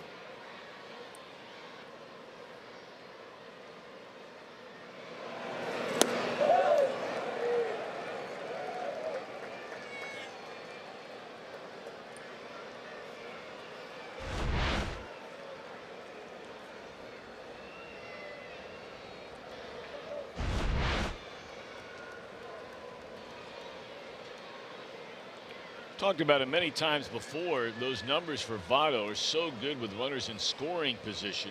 Like a lot of guys, there's a big difference. And it doesn't always mean, you know, in a certain way from one to another area. There's strike three. He went around and he knew it. And what I mean by that is batting with runners in scoring position with 2 outs or fewer than 2 outs. Votto, for example, with less than 2 outs, he's hitting .452 with runners in scoring position. With runners in scoring position and 2 outs, he's batting .217. Scooter Gennett, on the other hand, is a complete flip-flop of that. With fewer than 2 outs, who comes to the plate now, he's at .244. With 2 outs and running in scoring position, he's .323.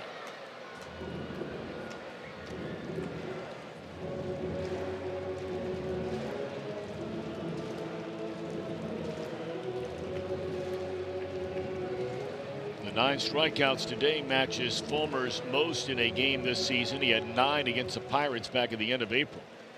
That was also his high for all of last year.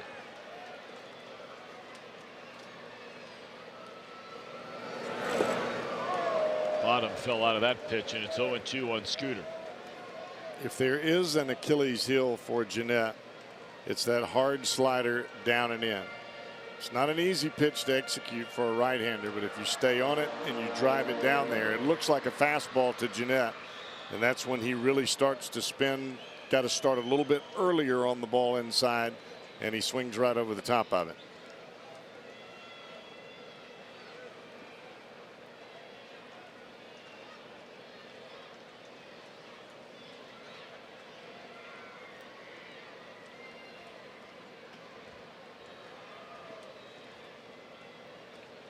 No balls and 2 strikes on Scooter. Came back with a fastball, and Scooter a little late. 99 miles per hour on his 81st pitch of the game.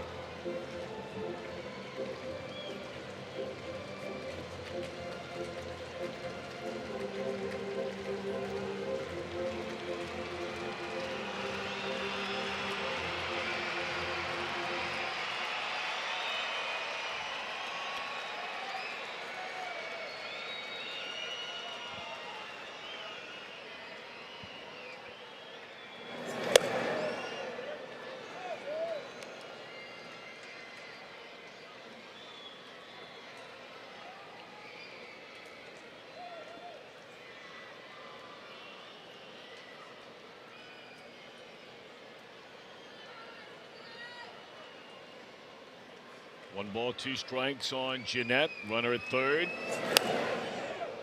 And off the screen over the third base side dugout. You know, Tom, this is the part of the Reds lineup that you like to come to the plate with runners on base. Votto, Gennett, Suarez, that's where all of your RBIs are coming from. If they can't get it done, you just tip your hat to the guy on the mound. Because more times than not, they've been able to come through.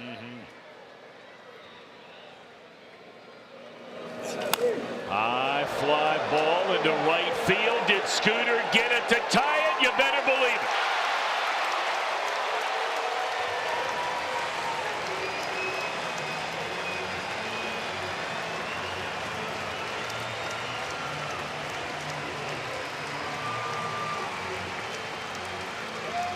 We were just giving those numbers a moment ago. This guy with 2 outs has just been unbelievable driving in runs. Well, we talked about the slider down and in being the Achilles heel, but it's also a difficult pitch to get there. You have to bounce that pitch. He got a swing and miss on a bounce earlier. That one he left up just a bit, and you can kiss the baby.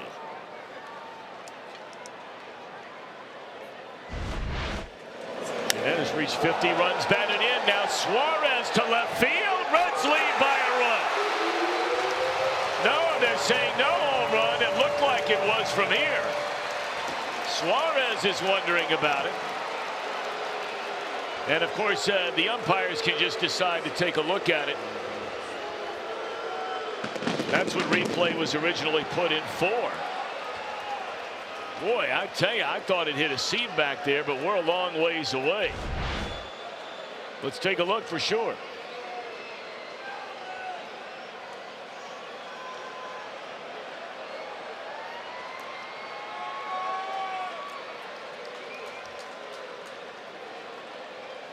Well, they're going to look at it either way. And I would imagine that in this situation, instead of burning a challenge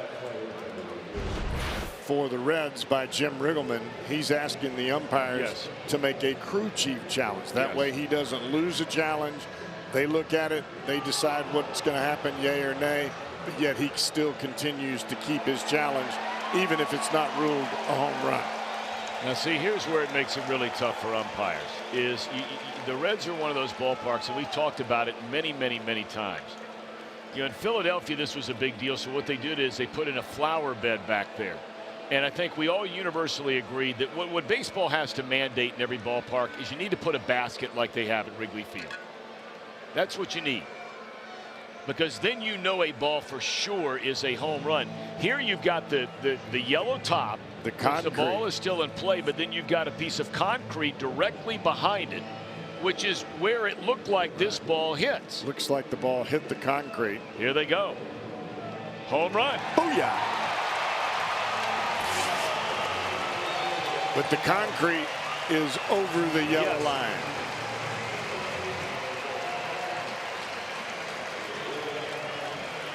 So the Reds were getting shut out this entire day on a grand total of 2 hits. They get a double by Schebler, a 2-out, 2-run home run by Jeanette to tie it. Now this to take the lead. As I said, these are the guys that you want coming to the plate with runners in scoring position. This is where the Reds have got the majority of their offense all year long.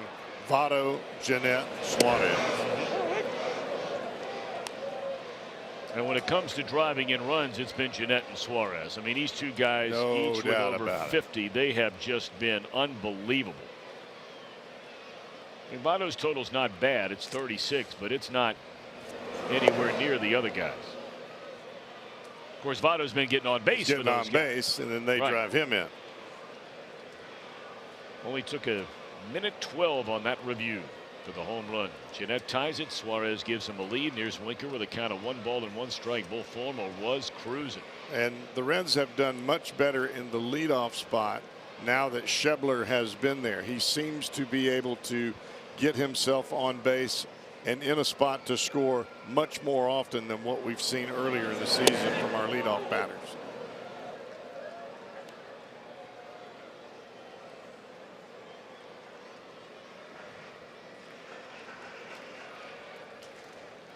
One ball and 2 strikes on Winker, who's been on base twice, a single and a walk.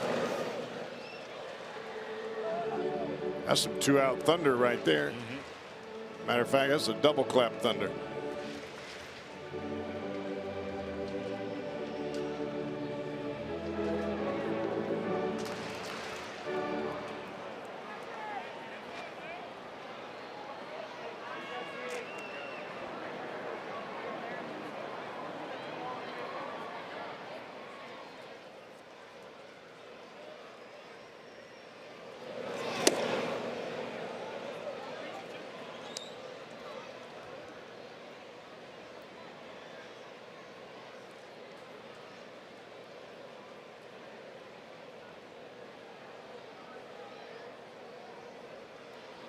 Two balls and 2 strikes on Winker. 3-2.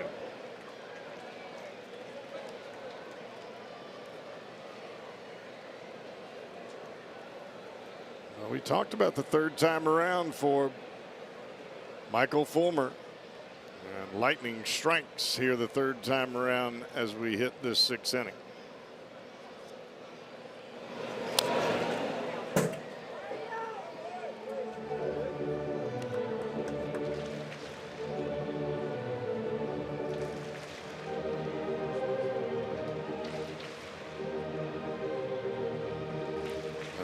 Times you struggle 3rd time around, the more it eats you up from the inside out. 3-2 on Winker. Walked him.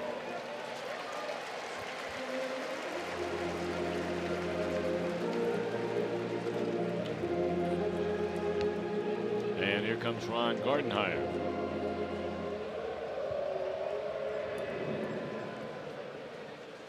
Right-hander cranking it up in the bullpen. No signal given yet, did they? Must be. He's coming out to get it. All right, this will be our Skyline Chili call to the bullpen. We're back in a moment.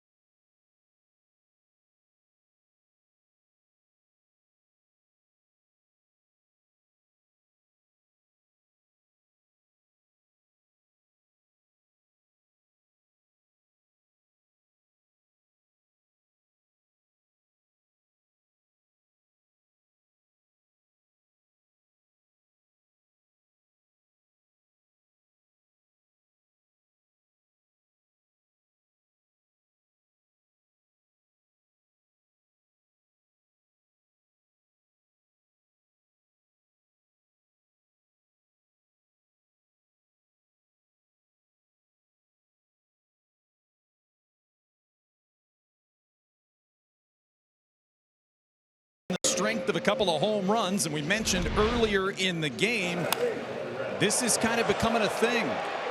The home run hug, Sal Romano with the bear hug and the lift on Scooter Gennett, and then Eugenio Suarez had to wait just a bit to get fully around the bases for the review, but Scooter Gennett in the dugout. All smiles as the Reds have moved in front 3-2. I don't think anybody saw that coming against Fulmer, even with those numbers that Cowboy you gave at the start of the inning, as Alex Wilson takes over on the mound, his 23rd appearance.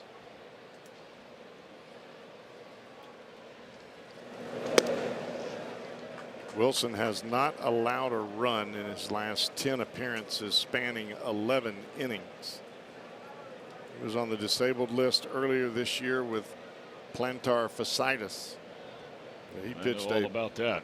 Boatload of ball games out of the Tiger bullpen last year.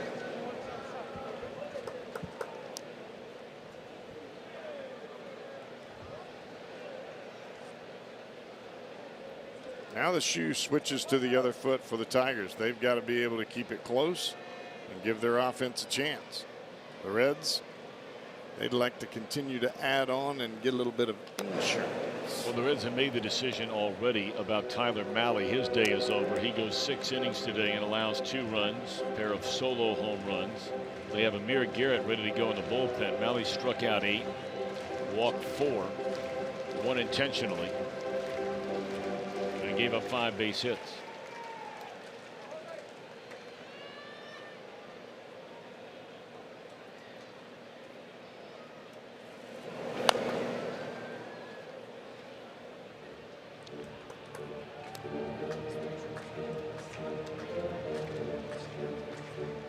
Fulmer 5 2/3 innings, allowed only 5 hits, 3 of them in this inning. Struck out a season tying high 9 while walking 2, including the final batter he faced in Winker. 1 ball, now 2 balls, 2 strikes on Peraza. It's 3-2.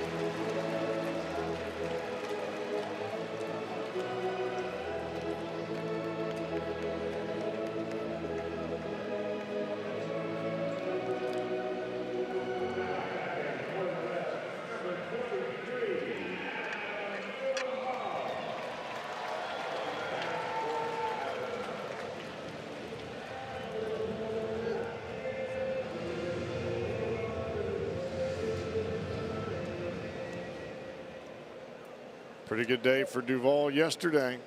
You were talking about it earlier. 3 hits, had a walk, on base 4 times.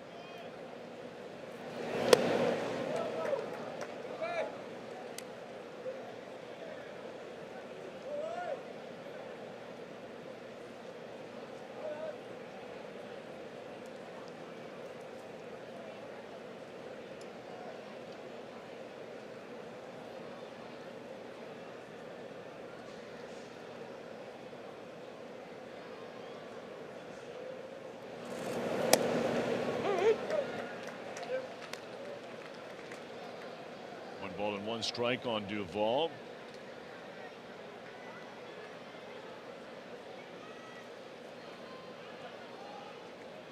That was a great interview after the game last night that Jeff Piccolo had with the duo of both Duvall and Votto. Yes, really good interview. Really good. Swing and a miss, 1 ball and 2 strikes. Of the 52 batters that have come to the plate in this game, and this has been a staggering trend that is continuing in baseball, and the percentage is climbing higher literally by the month and the year. The percentage of at-bats that are either ending in a strikeout, a walk, or a home run. For the first time in baseball history, it hit 35%. It is far higher than that in this game. We have had 52 batters come to the plate.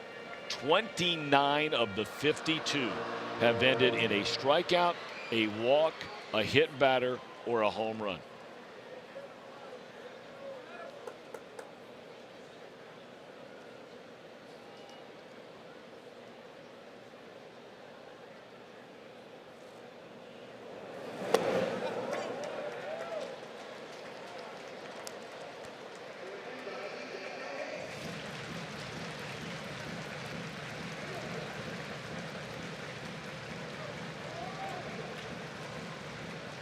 Wilson, not normally a guy that walks a whole lot of batters. Usually his command is pretty decent.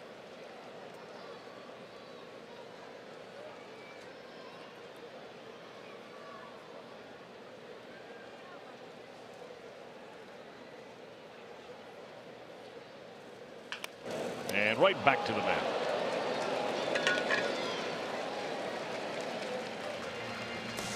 But a big inning for the Reds. They get home runs from Jeanette and Suarez and lead for the first time today.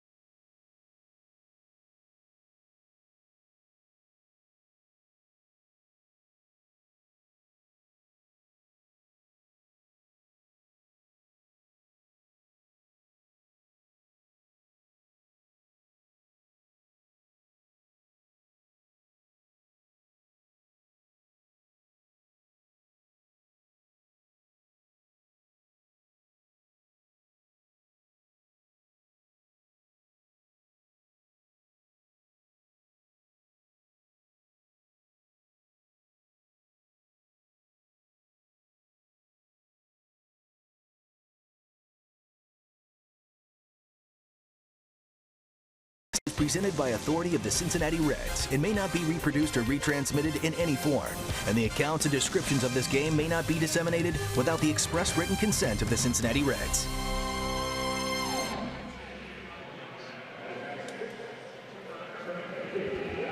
A 3-2 ball game. The Reds are in front after the 2-run game tying home run by Jeanette and the tie breaking home run from Suarez.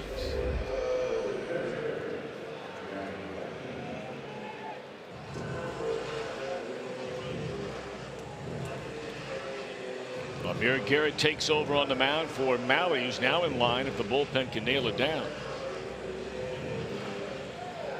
To get back-to-back wins against American League ball clubs. He beat the Royals last week. Duvall remains in the game to play left field.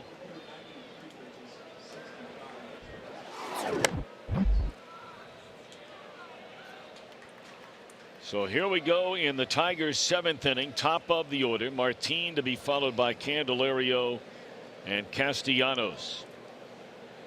Garrett is having a marvelous season. First pitch fastball in there, strike.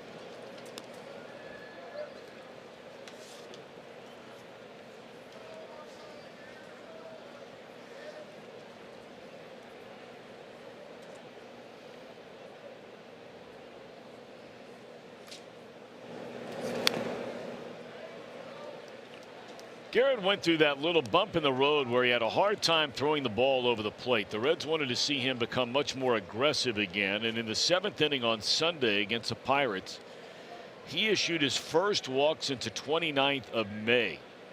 That was 6 outings and 28 batters he faced without issuing a walk. I mean, he had 6 straight games where he walked 5 batters. He didn't give up any hits, but he was walking guys. Not lately.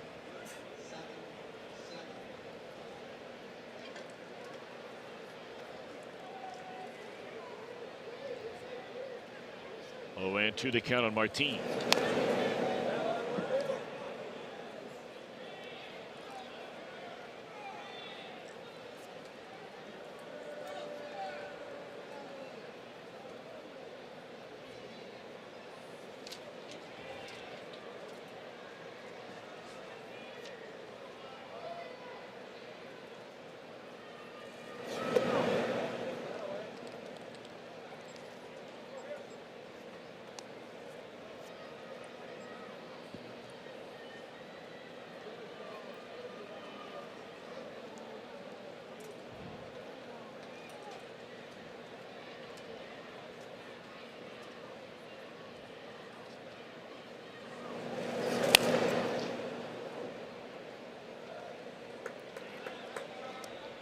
Martin, we mentioned earlier, he was on base 5 times last night. 2 walks, 3 hits, scored a run, knocked in 2.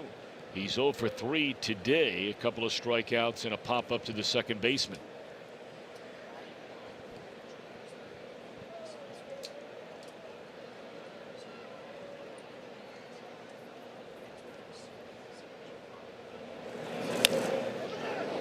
Latos looking for Garrett in a foot race to the bag, and he just did win it. Garrett's an athlete now.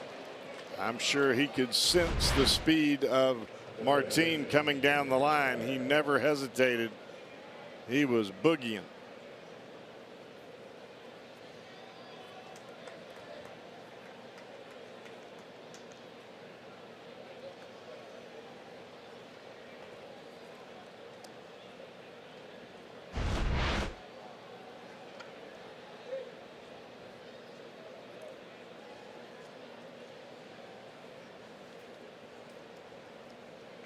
So now Candelario will turn around and bat right-handed. He was on base all 3 times today. A solo home run in the 1st inning.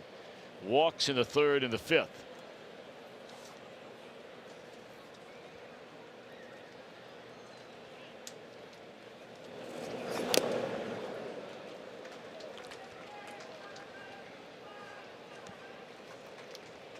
Candelario this season as a right-handed batter is a .302 hitter in 100+ fewer at bats naturally.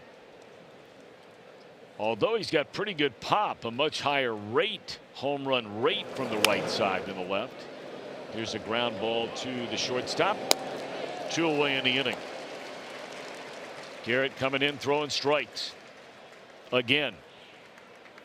Now he'll face Castellanos with the bases empty and 2. Oh, no, he won't.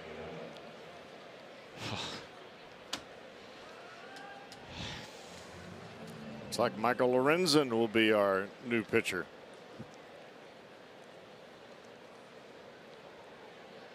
Three-two game. You don't take any chances on guy getting one swing of the bat to tie the ball game back up.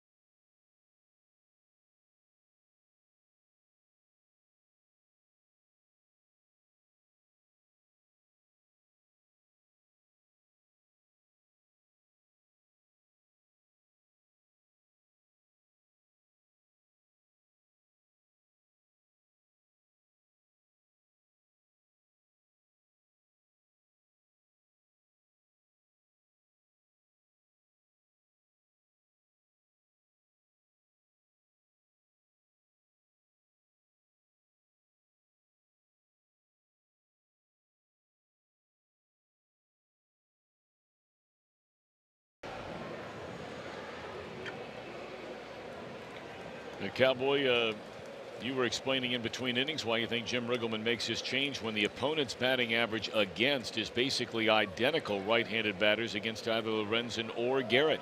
Yeah, the peripheral numbers would tell you, okay, Garrett could probably get this guy, but Garrett is a fastball pitcher with right-handed batters at the plate. Castellanos is the one guy in this lineup that you don't want to let beat you.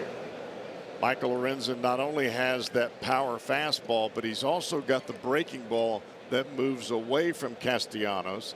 If it's a 4-2 game, I think you leave Garrett in the ball game, but a 3-2 game, not so much. Fly ball into right, so it took 2 pitches for Lorenzen to take care of business.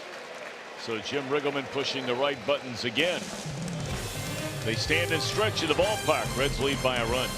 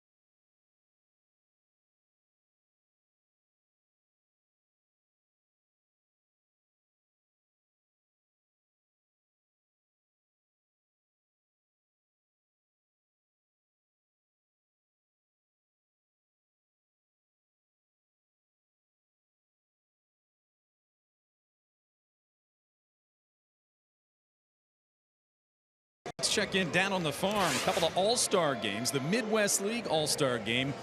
Dayton Dragons' Montrell Marshall wins it for the East with a walk-off single in the 10th. He was named the game's MVP when he drove in Stuart Fairchild. In the Southern League all-star game, the Blue Wahoos had 4 players there. Shed Long, who was born in Birmingham and grew up nearby, tied the game with a 2-run homer in the 7th, then part of a 4-run rally in the 9th. Also the manager for that game, Blue Wahoos manager Jody Davis, picks up the win. Yeah, Shed Long's only 22 years young.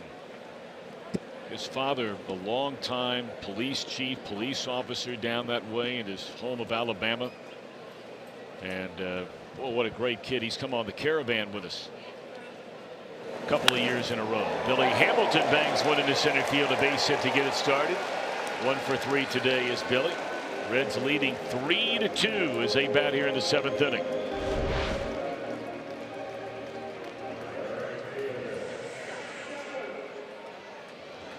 A 3-2 ball game. You got Hamilton on board. Top of the order coming to the plate. We got action. Hamilton has 13 stolen bases. He's been thrown out 3 times. And it looks like we're having another pitching change.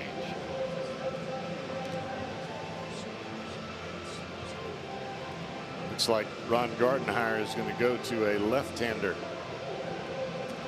You got a boatload of them coming up here. So I want to make sure I understand this. You just let Billy Hamilton bat from the left side, where he's clearly a better hitter, against a right-handed pitcher, rather than bring in the left-handers to start the inning and make him bat from the right side when you know you've got lefty, switch, lefty coming up behind him. That 203 number, that makes a manager feel comfortable. But then you go from 203 to 278 and a guy with some juice, then you make the decision.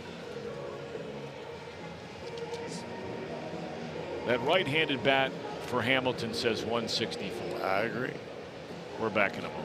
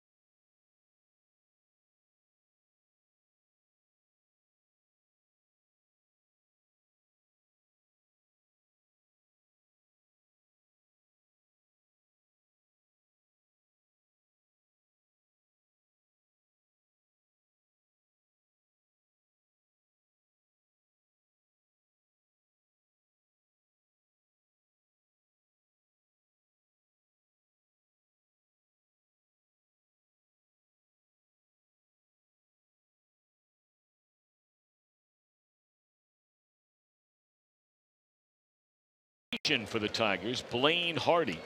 He will now be working out of the bullpen because Francisco Liriano, many of you remember him. We saw him for a number of years with the Pirates and of course in Minnesota before that, but he's going to go back in the starting rotation and come off the disabled list. This guy's having a good year right here, Hardy.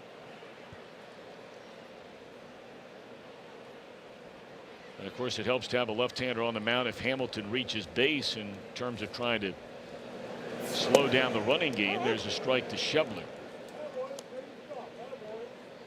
Actually plays a little bit in the Reds' advantage with Shebler at the plate because he hits left-handers better than he hits right-handers, believe it or not.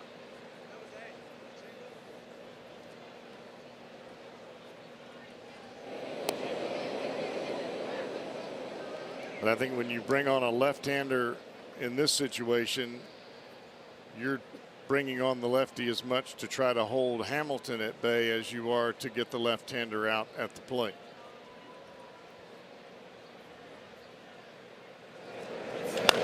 High bouncer, and that didn't work out too well. That's into right field. So Schebler sending Hamilton on to third, and the Reds trying to add to this lead on singles by Billy and Schebler.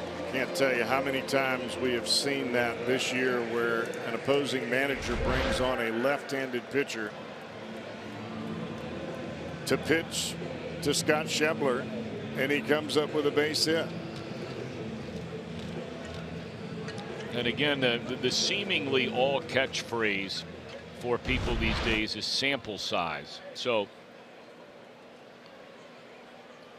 Schebler's batting .340 against left-handed pitchers. He is batting .250 against right-handers. But here now, Barnhart. Schebler's done that since he got to the big leagues.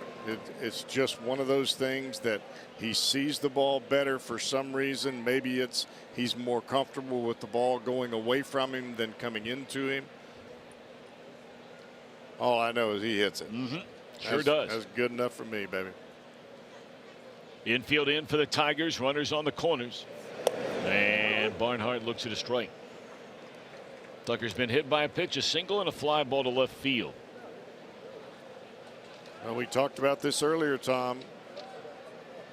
You get runners on in front of these guys. This is where the Reds make their runs.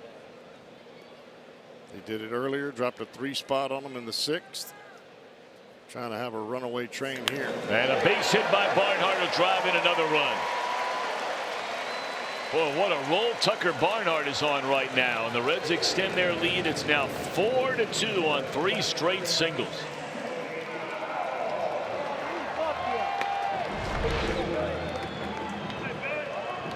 The fastball that Schebler hit was up. The fastball that Tucker Barnhart just roped into center field, up. Now, I'm not talking about up above the hands. I'm talking about up, belt, cookie.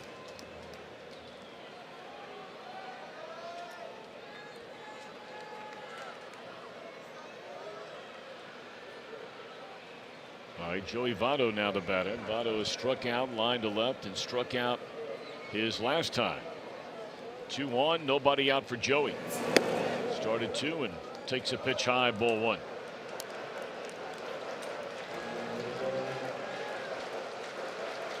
A lot of times, Tom, you'll take a starter, throw him into the bullpen and say, all right, go get him, kid.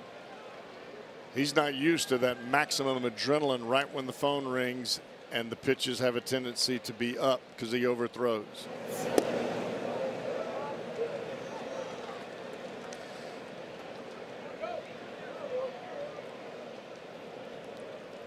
That adrenaline can be your best friend.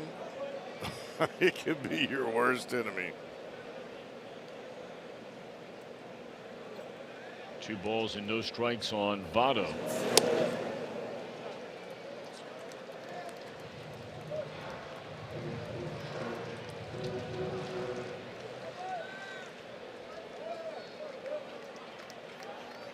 Votto loves hitting 3-0 if it's right where he likes it. We've seen it many times through the years.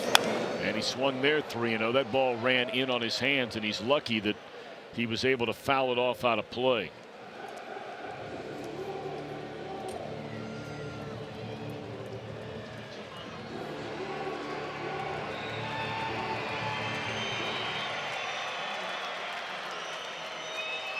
Wilson faces 3 batters. He walks 1, gives up a hit, and he gives up a run. He got 1 out.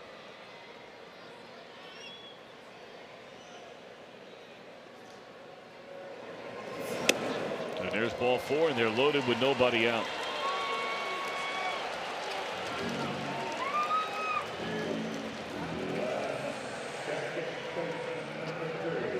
Tigers have a right-hander. Coleman warming up in their bullpen. Lewis Coleman.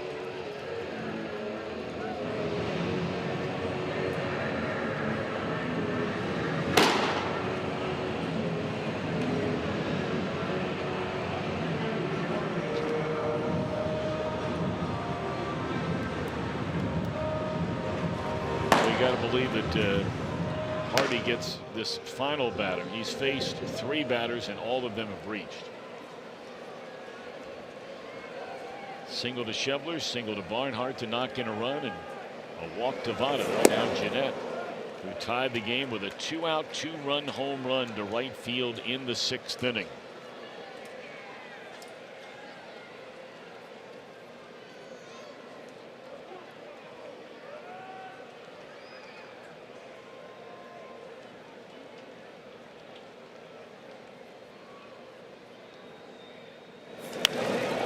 Into right field, and it's caught. And Schebler will not tag. No chance on that one for Schebler, even with his speed. Right fielder Castellanos moving in on the line drive. Perfect spot to catch the ball and fire to the plate. So we're going to have another pitching change. We're going to have a third pitcher come into this game in this inning. And this will be the 5th pitcher, 4th in the last 6 batters.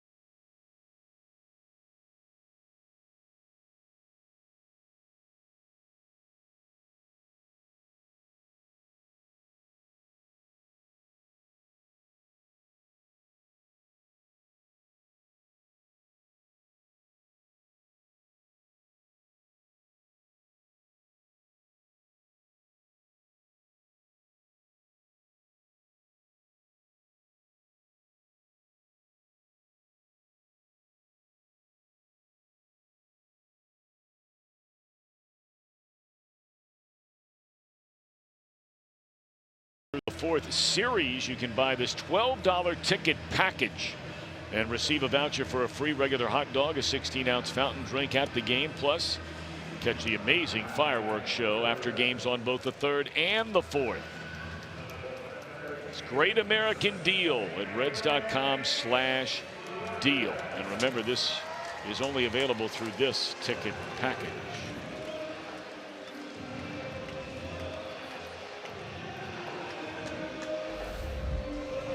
All right, Lewis Coleman, he came to spring training with the Reds a year ago. He's pitched in parts of 7 major league seasons, Kansas City, the Dodgers, and now this year for Detroit. Very low 3/4, almost in between sidearm and 3/4 delivery. Reds trying to bust this thing wide open. Suarez, the batter, bases loaded, 1 out.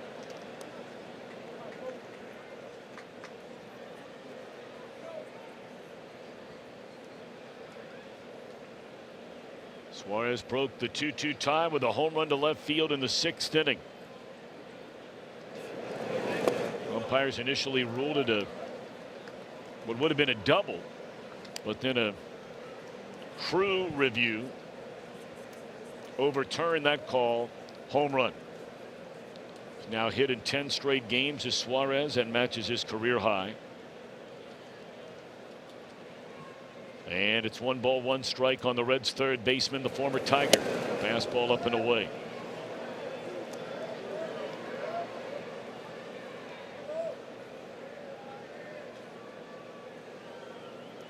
Michael Lorenzen is standing in the on deck circle.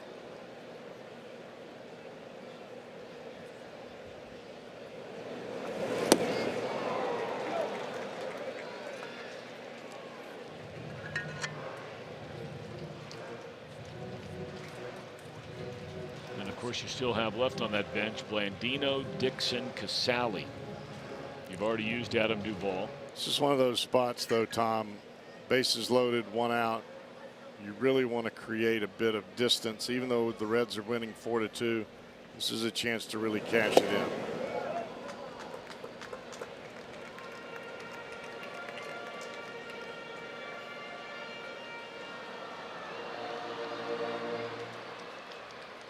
I mean, even 1 run here gives you a 3-run lead. Fly ball into the outfield is a gimme RBI. Well, this one won't be, unless it falls in a hit, which it might. Can you believe that catch? Holy mackerel, what a play that was by Iglesias.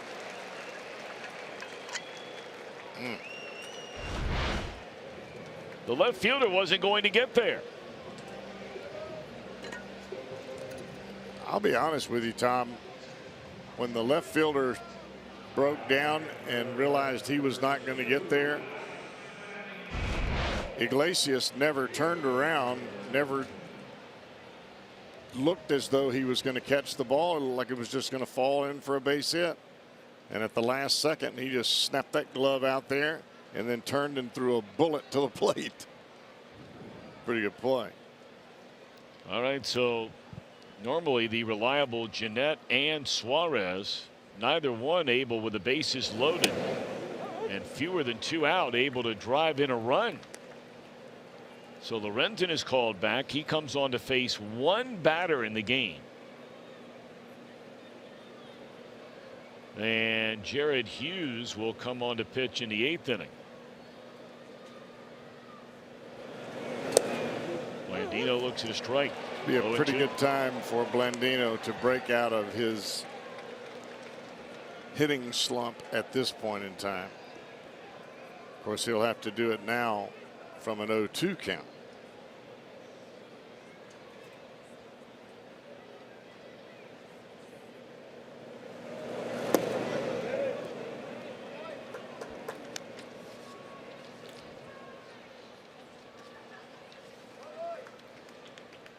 Hitless in his last 17 at bats. That's the way he started his major league career, you may remember, and then he got on quite a roll where he was hitting so well and now rarely ever gets a chance to start a game. I mean, Suarez and Peraza play basically every day.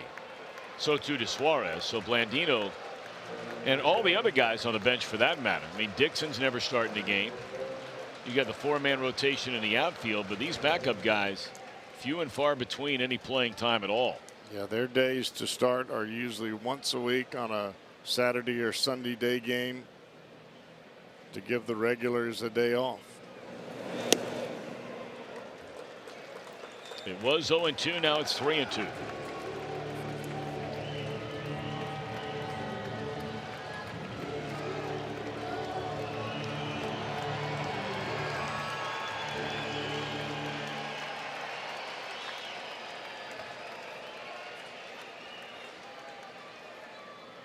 Payoff pitch coming to Blandino.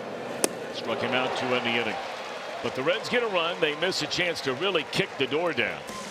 But we go to the 8th, 4-2, Reds in front.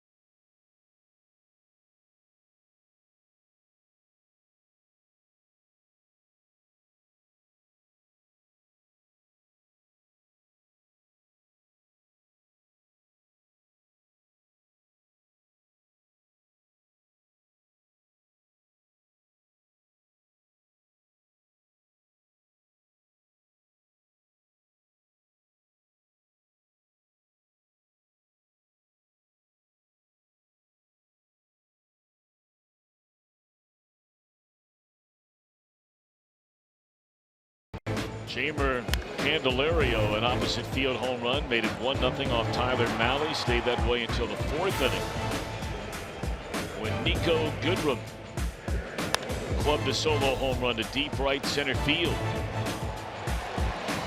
Reds were shut out on 2 hits by Michael Fulmer until a double by Schebler to start the 6th inning. Scooter Gennett with 2 outs and 2 strikes golfed one to the seats and right to tie it. The very next batter, Suarez, would give him the lead with a home run to left. It was overturned on a crew review. The Reds tack on a run with 3 hits to start the 7th inning. And here we are in the 8th. 4 runs, 8 hits, 8 left for the Reds. 2 runs, 5 hits in air, and 7 stranded for the Tigers. And Jared Hughes, now the 4th Reds pitcher of the day.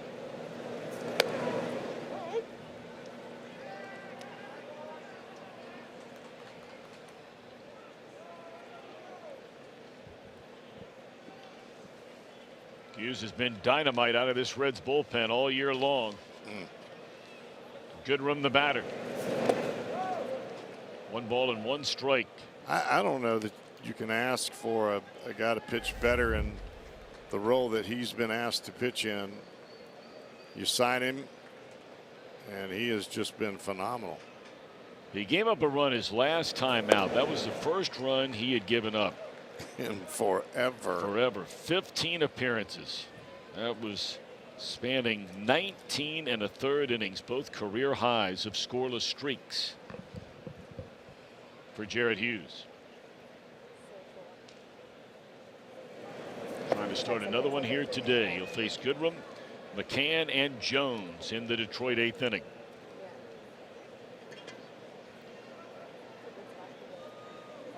I'm really glad that you have been able to say Goodrum over and over again, because every time you say good, I'm thinking Goodman.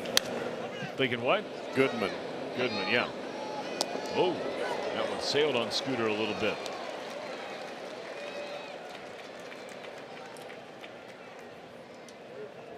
Well, Goodman can get up the line. Who? I believe I said Goodrum. Or maybe I said Goodman. I'm not sure. Goodrum. You said Goodrum. Here's McCann 0 for 3. Has bounced to third, tapped out to the mound, and struck out swinging. This is such a vastly different looking Detroit team. And we don't see them every year, but maybe you watch them on TV or whatever. It just seems like even going back to the very beginning of their franchise, they have just been loaded with a bunch of guys that just try to hit the 3-run home run and slug it out on you. Much more speed in this lineup, much more speed in their rebuilding process. Now, in fairness, there would be an extraordinary amount of thunder in this lineup if A, Miguel Cabrera was healthy. That's number 1. And number 2, if Victor Martinez was playing. Right. He's a designated hitter, and he did not play last night or today. So, in fairness, you know, you're not catching them looking like they normally would look. Although neither Martinez nor Cabrera was having a big power year. In fact, both of them have been pretty quiet this season.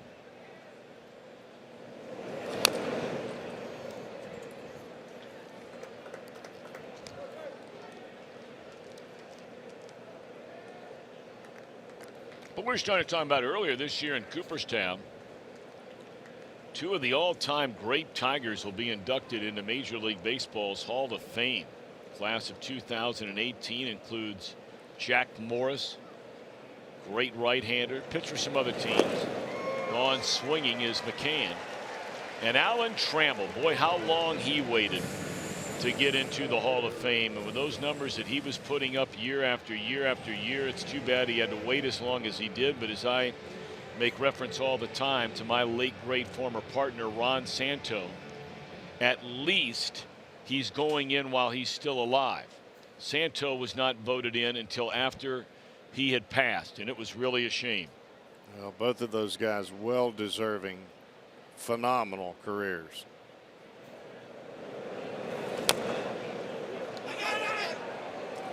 Well, you knew that had no chance from the beginning. Even if Suarez fields that ball cleanly, they're not going to throw out Jacoby Jones. You could hear Suarez all the way up here saying, "I got it." And that's the point in time that as a pitcher, you're going away from the play. You just have to get out of the way.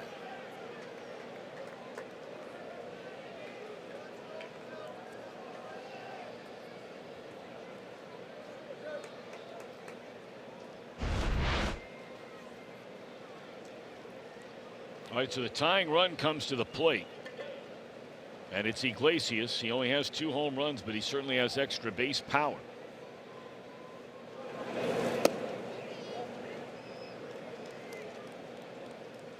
Infield hit by Jones. Second time he's been on base today.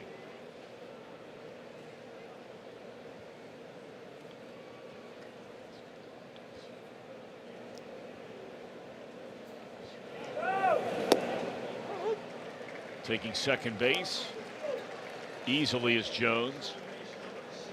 That'll be his 6th stolen base in 9 attempts.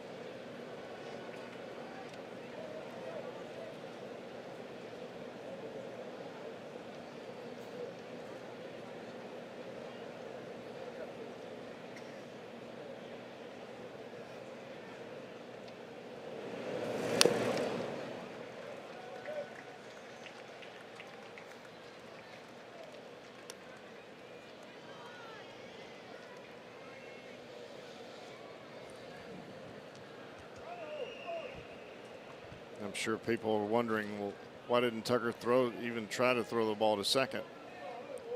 So long Jared Hughes took to get the ball to the plate. You're only running the risk of an error. You have no chance to get him in that situation. 2-2 the count on Iglesias. Because Jared brings that front foot up high into the air. He's got that long, loose arm action. It just takes him a while to get the ball to the plate.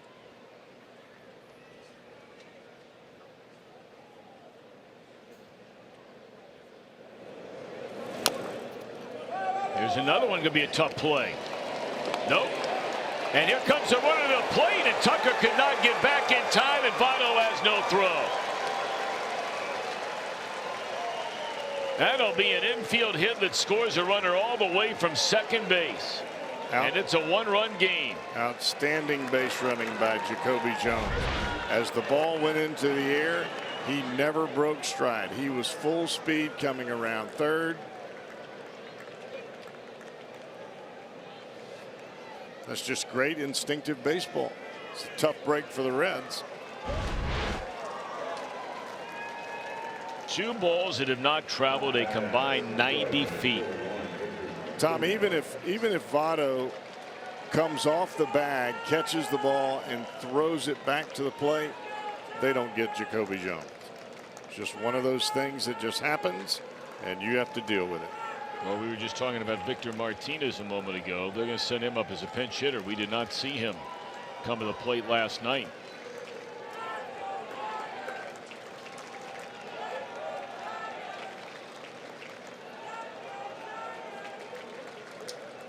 Two high chop infield hits have cost the Reds a run here, all coming with 2 down. And Iglesias has, what, 12 stolen bases down there at first, and he certainly saw how long it took Hughes to get the ball to the plate just a moment ago when Jones took off. But with Martinez batting, you wonder, would they send the runner here? Martinez first pitch swinging drives one right at Duvall, so that takes care of that. But the Tigers get a run on a couple of infield hits. Reds will bat in the 8th, leading by a run.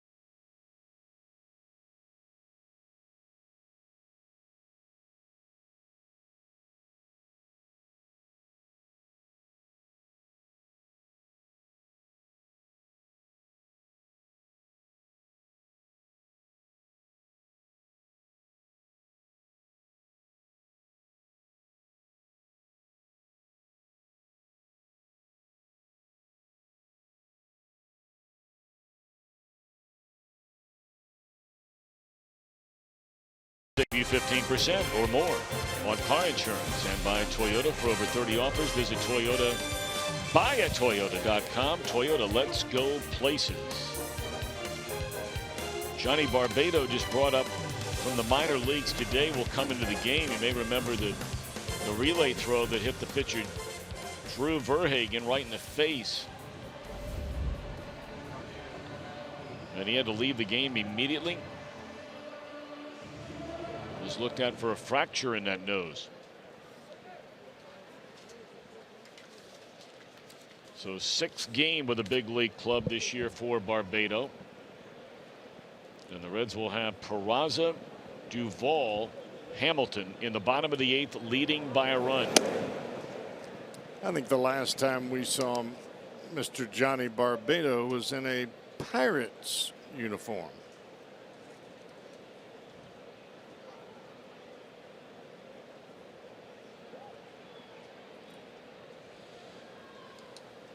Well, naturally, Raisel Iglesias will start to get loose in the Reds bullpen. That ball was caught by the shortstop Iglesias. He is an excellent defender. That was not an easy play. No. Hooking away from him a bit.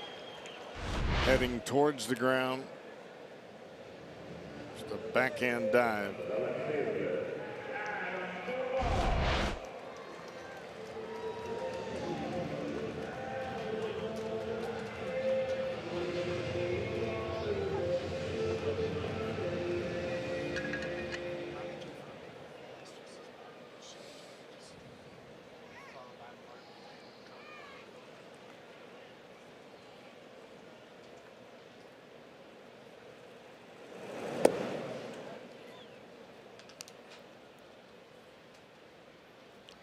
Adam Duvall, one plate appearance. He tapped out to the mound, coming up to bat for Tyler Mahle in the 6th inning.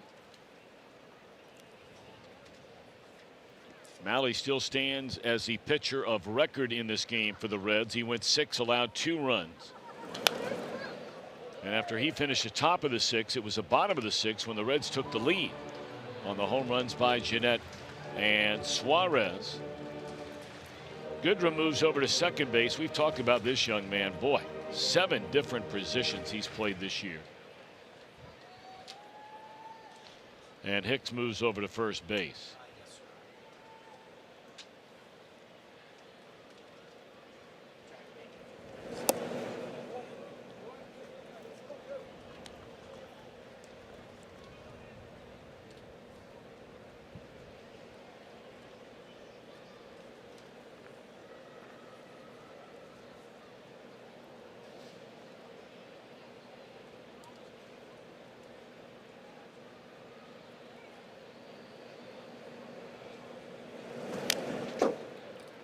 Cardinals and the Phillies are tied at 3. That game in the 7th inning in Philadelphia, and the Cubs a 1-0 lead over the Dodgers. That game in the bottom of the 4th. Would you say Arrieta Waka in that ball game? Yes, I believe you said. Pretty good matchup. Good matchup. Although Waka got lit up over the weekend by the Chicago Cubs.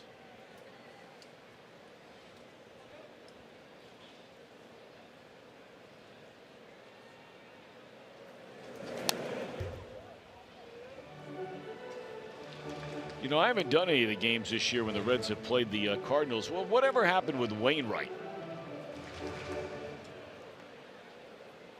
Disabled list. Still, huh? It's too bad. He was a good pitcher for a long time, man. Well, Gamer. You know as well as I do, this game catches up to you as you age. The repetitive motion in the same spot all the time. Elbow is bothering him. High fly ball. This one's hit pretty well, and it is gone. A home run by Adam Duvall. That's large.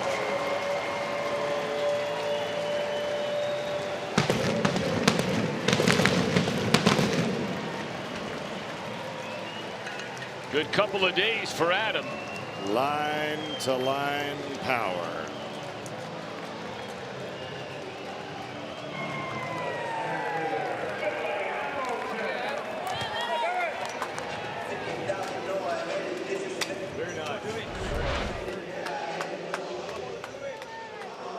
Fastball is up just a bit. Duvall hits it on the nose.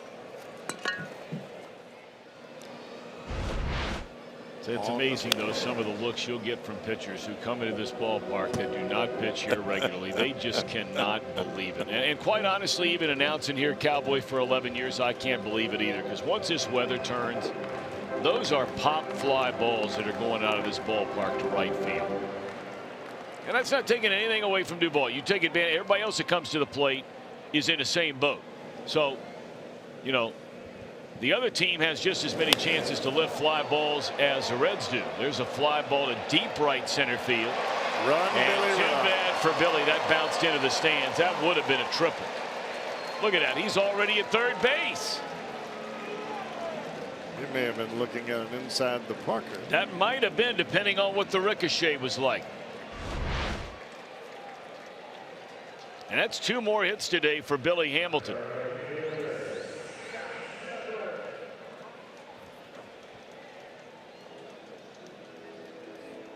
Good backhanded pickup by that young man. Yep, high five with Dad.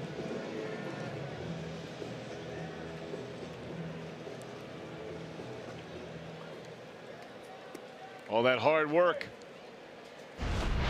Working on the backhand. That's right.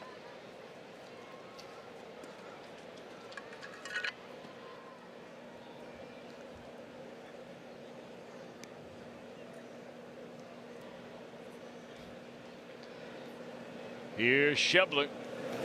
Strike 1.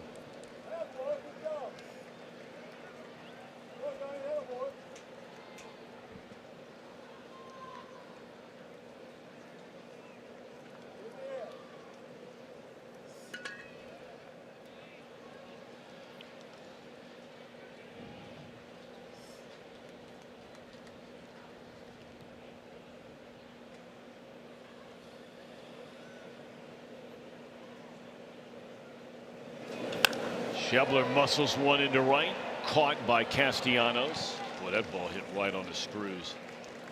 2 down in the inning.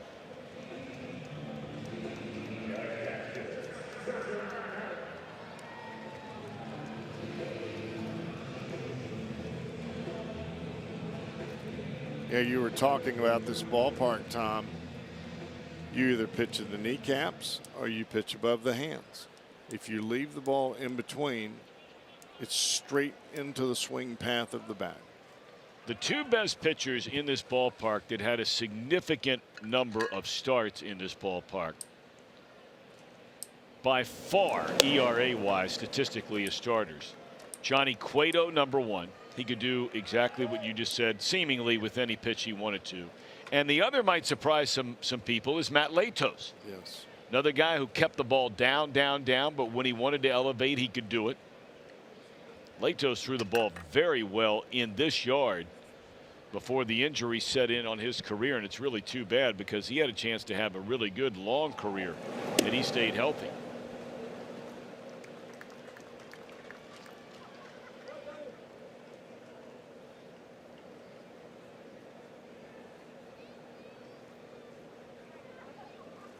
And I'm not talking about some pitcher who comes in here maybe and pitches 2 games a year from a visiting team. I'm talking about guys that are having to pitch here regularly as their home ballpark. National League Central. Straight up in the air, and this will do it. But that's a huge tack-on run for the Reds. A home run by Duvall. Off to the 9th. Reds lead 5-3, trying to sweep the Tigers out of town.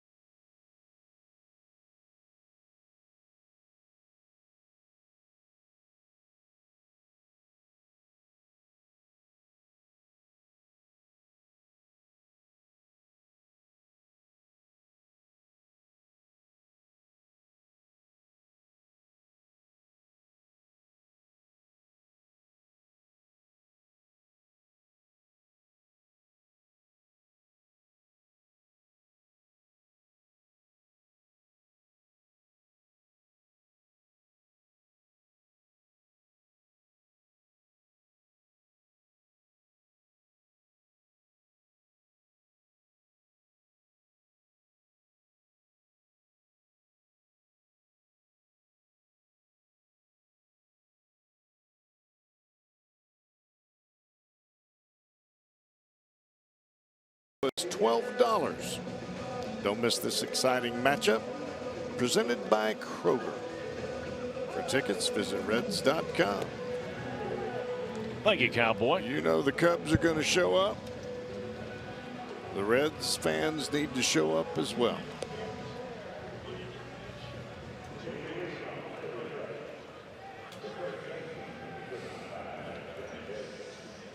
All righty, so 3 outs to go, and Iglesias given a little bit more wiggle room after the Adam Duvall home run in the bottom of the 8th inning.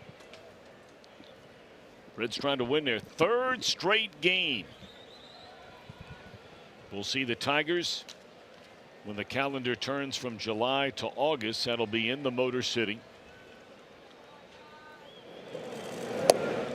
First pitch fastball, strike one from Iglesias.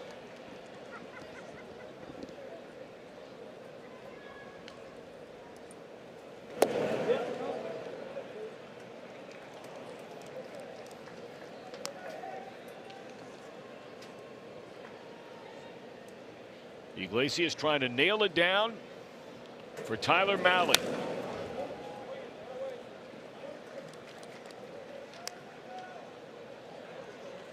He's made 7 appearances, has Iglesias, since coming off the disabled list, and he's not been nearly as sharp.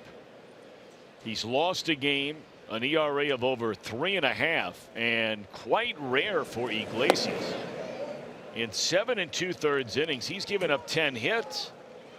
That is very un-Iglesias-like. He's among the most difficult pitchers in all of baseball to get hits against. 2-2 delivery. Struck him out swinging.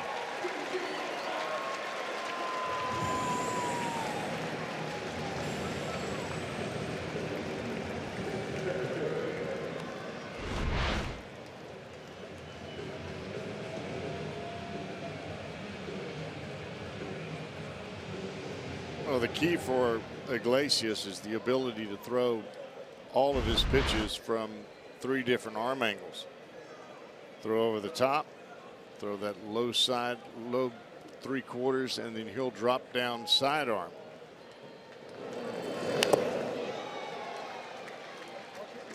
Top of the order now, and Leonis Martin, after Hicks is taken care of to start this 9th inning.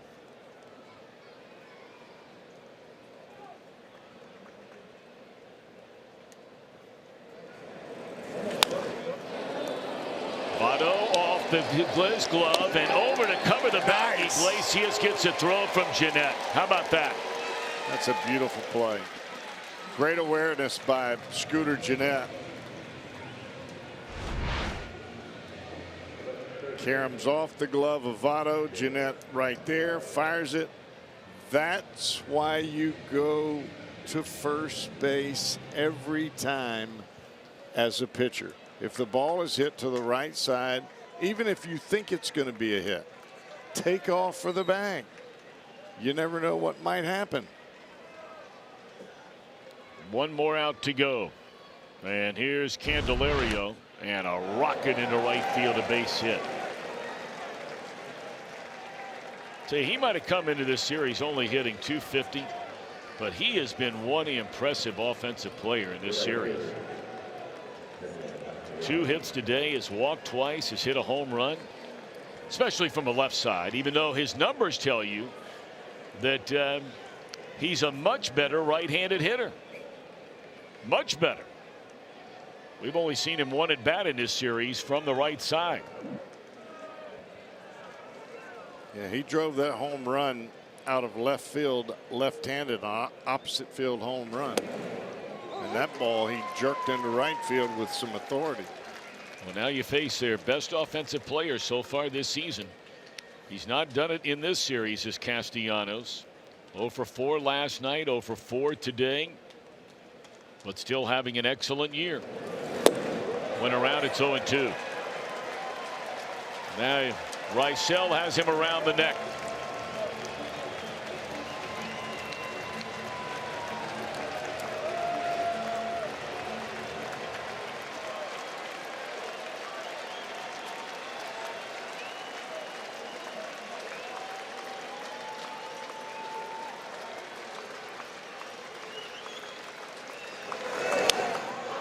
weak roller down to third. Suarez finds a handle, throws in time, and that's the old ball game. Reds sweep the Tigers 2 in a row. They've won 3 in a row overall. And the Cubbies come to town tomorrow night.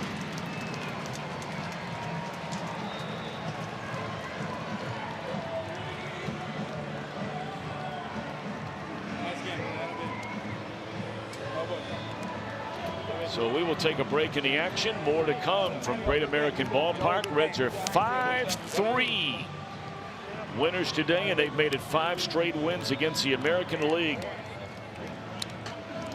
5-1 this year. We're back in a moment.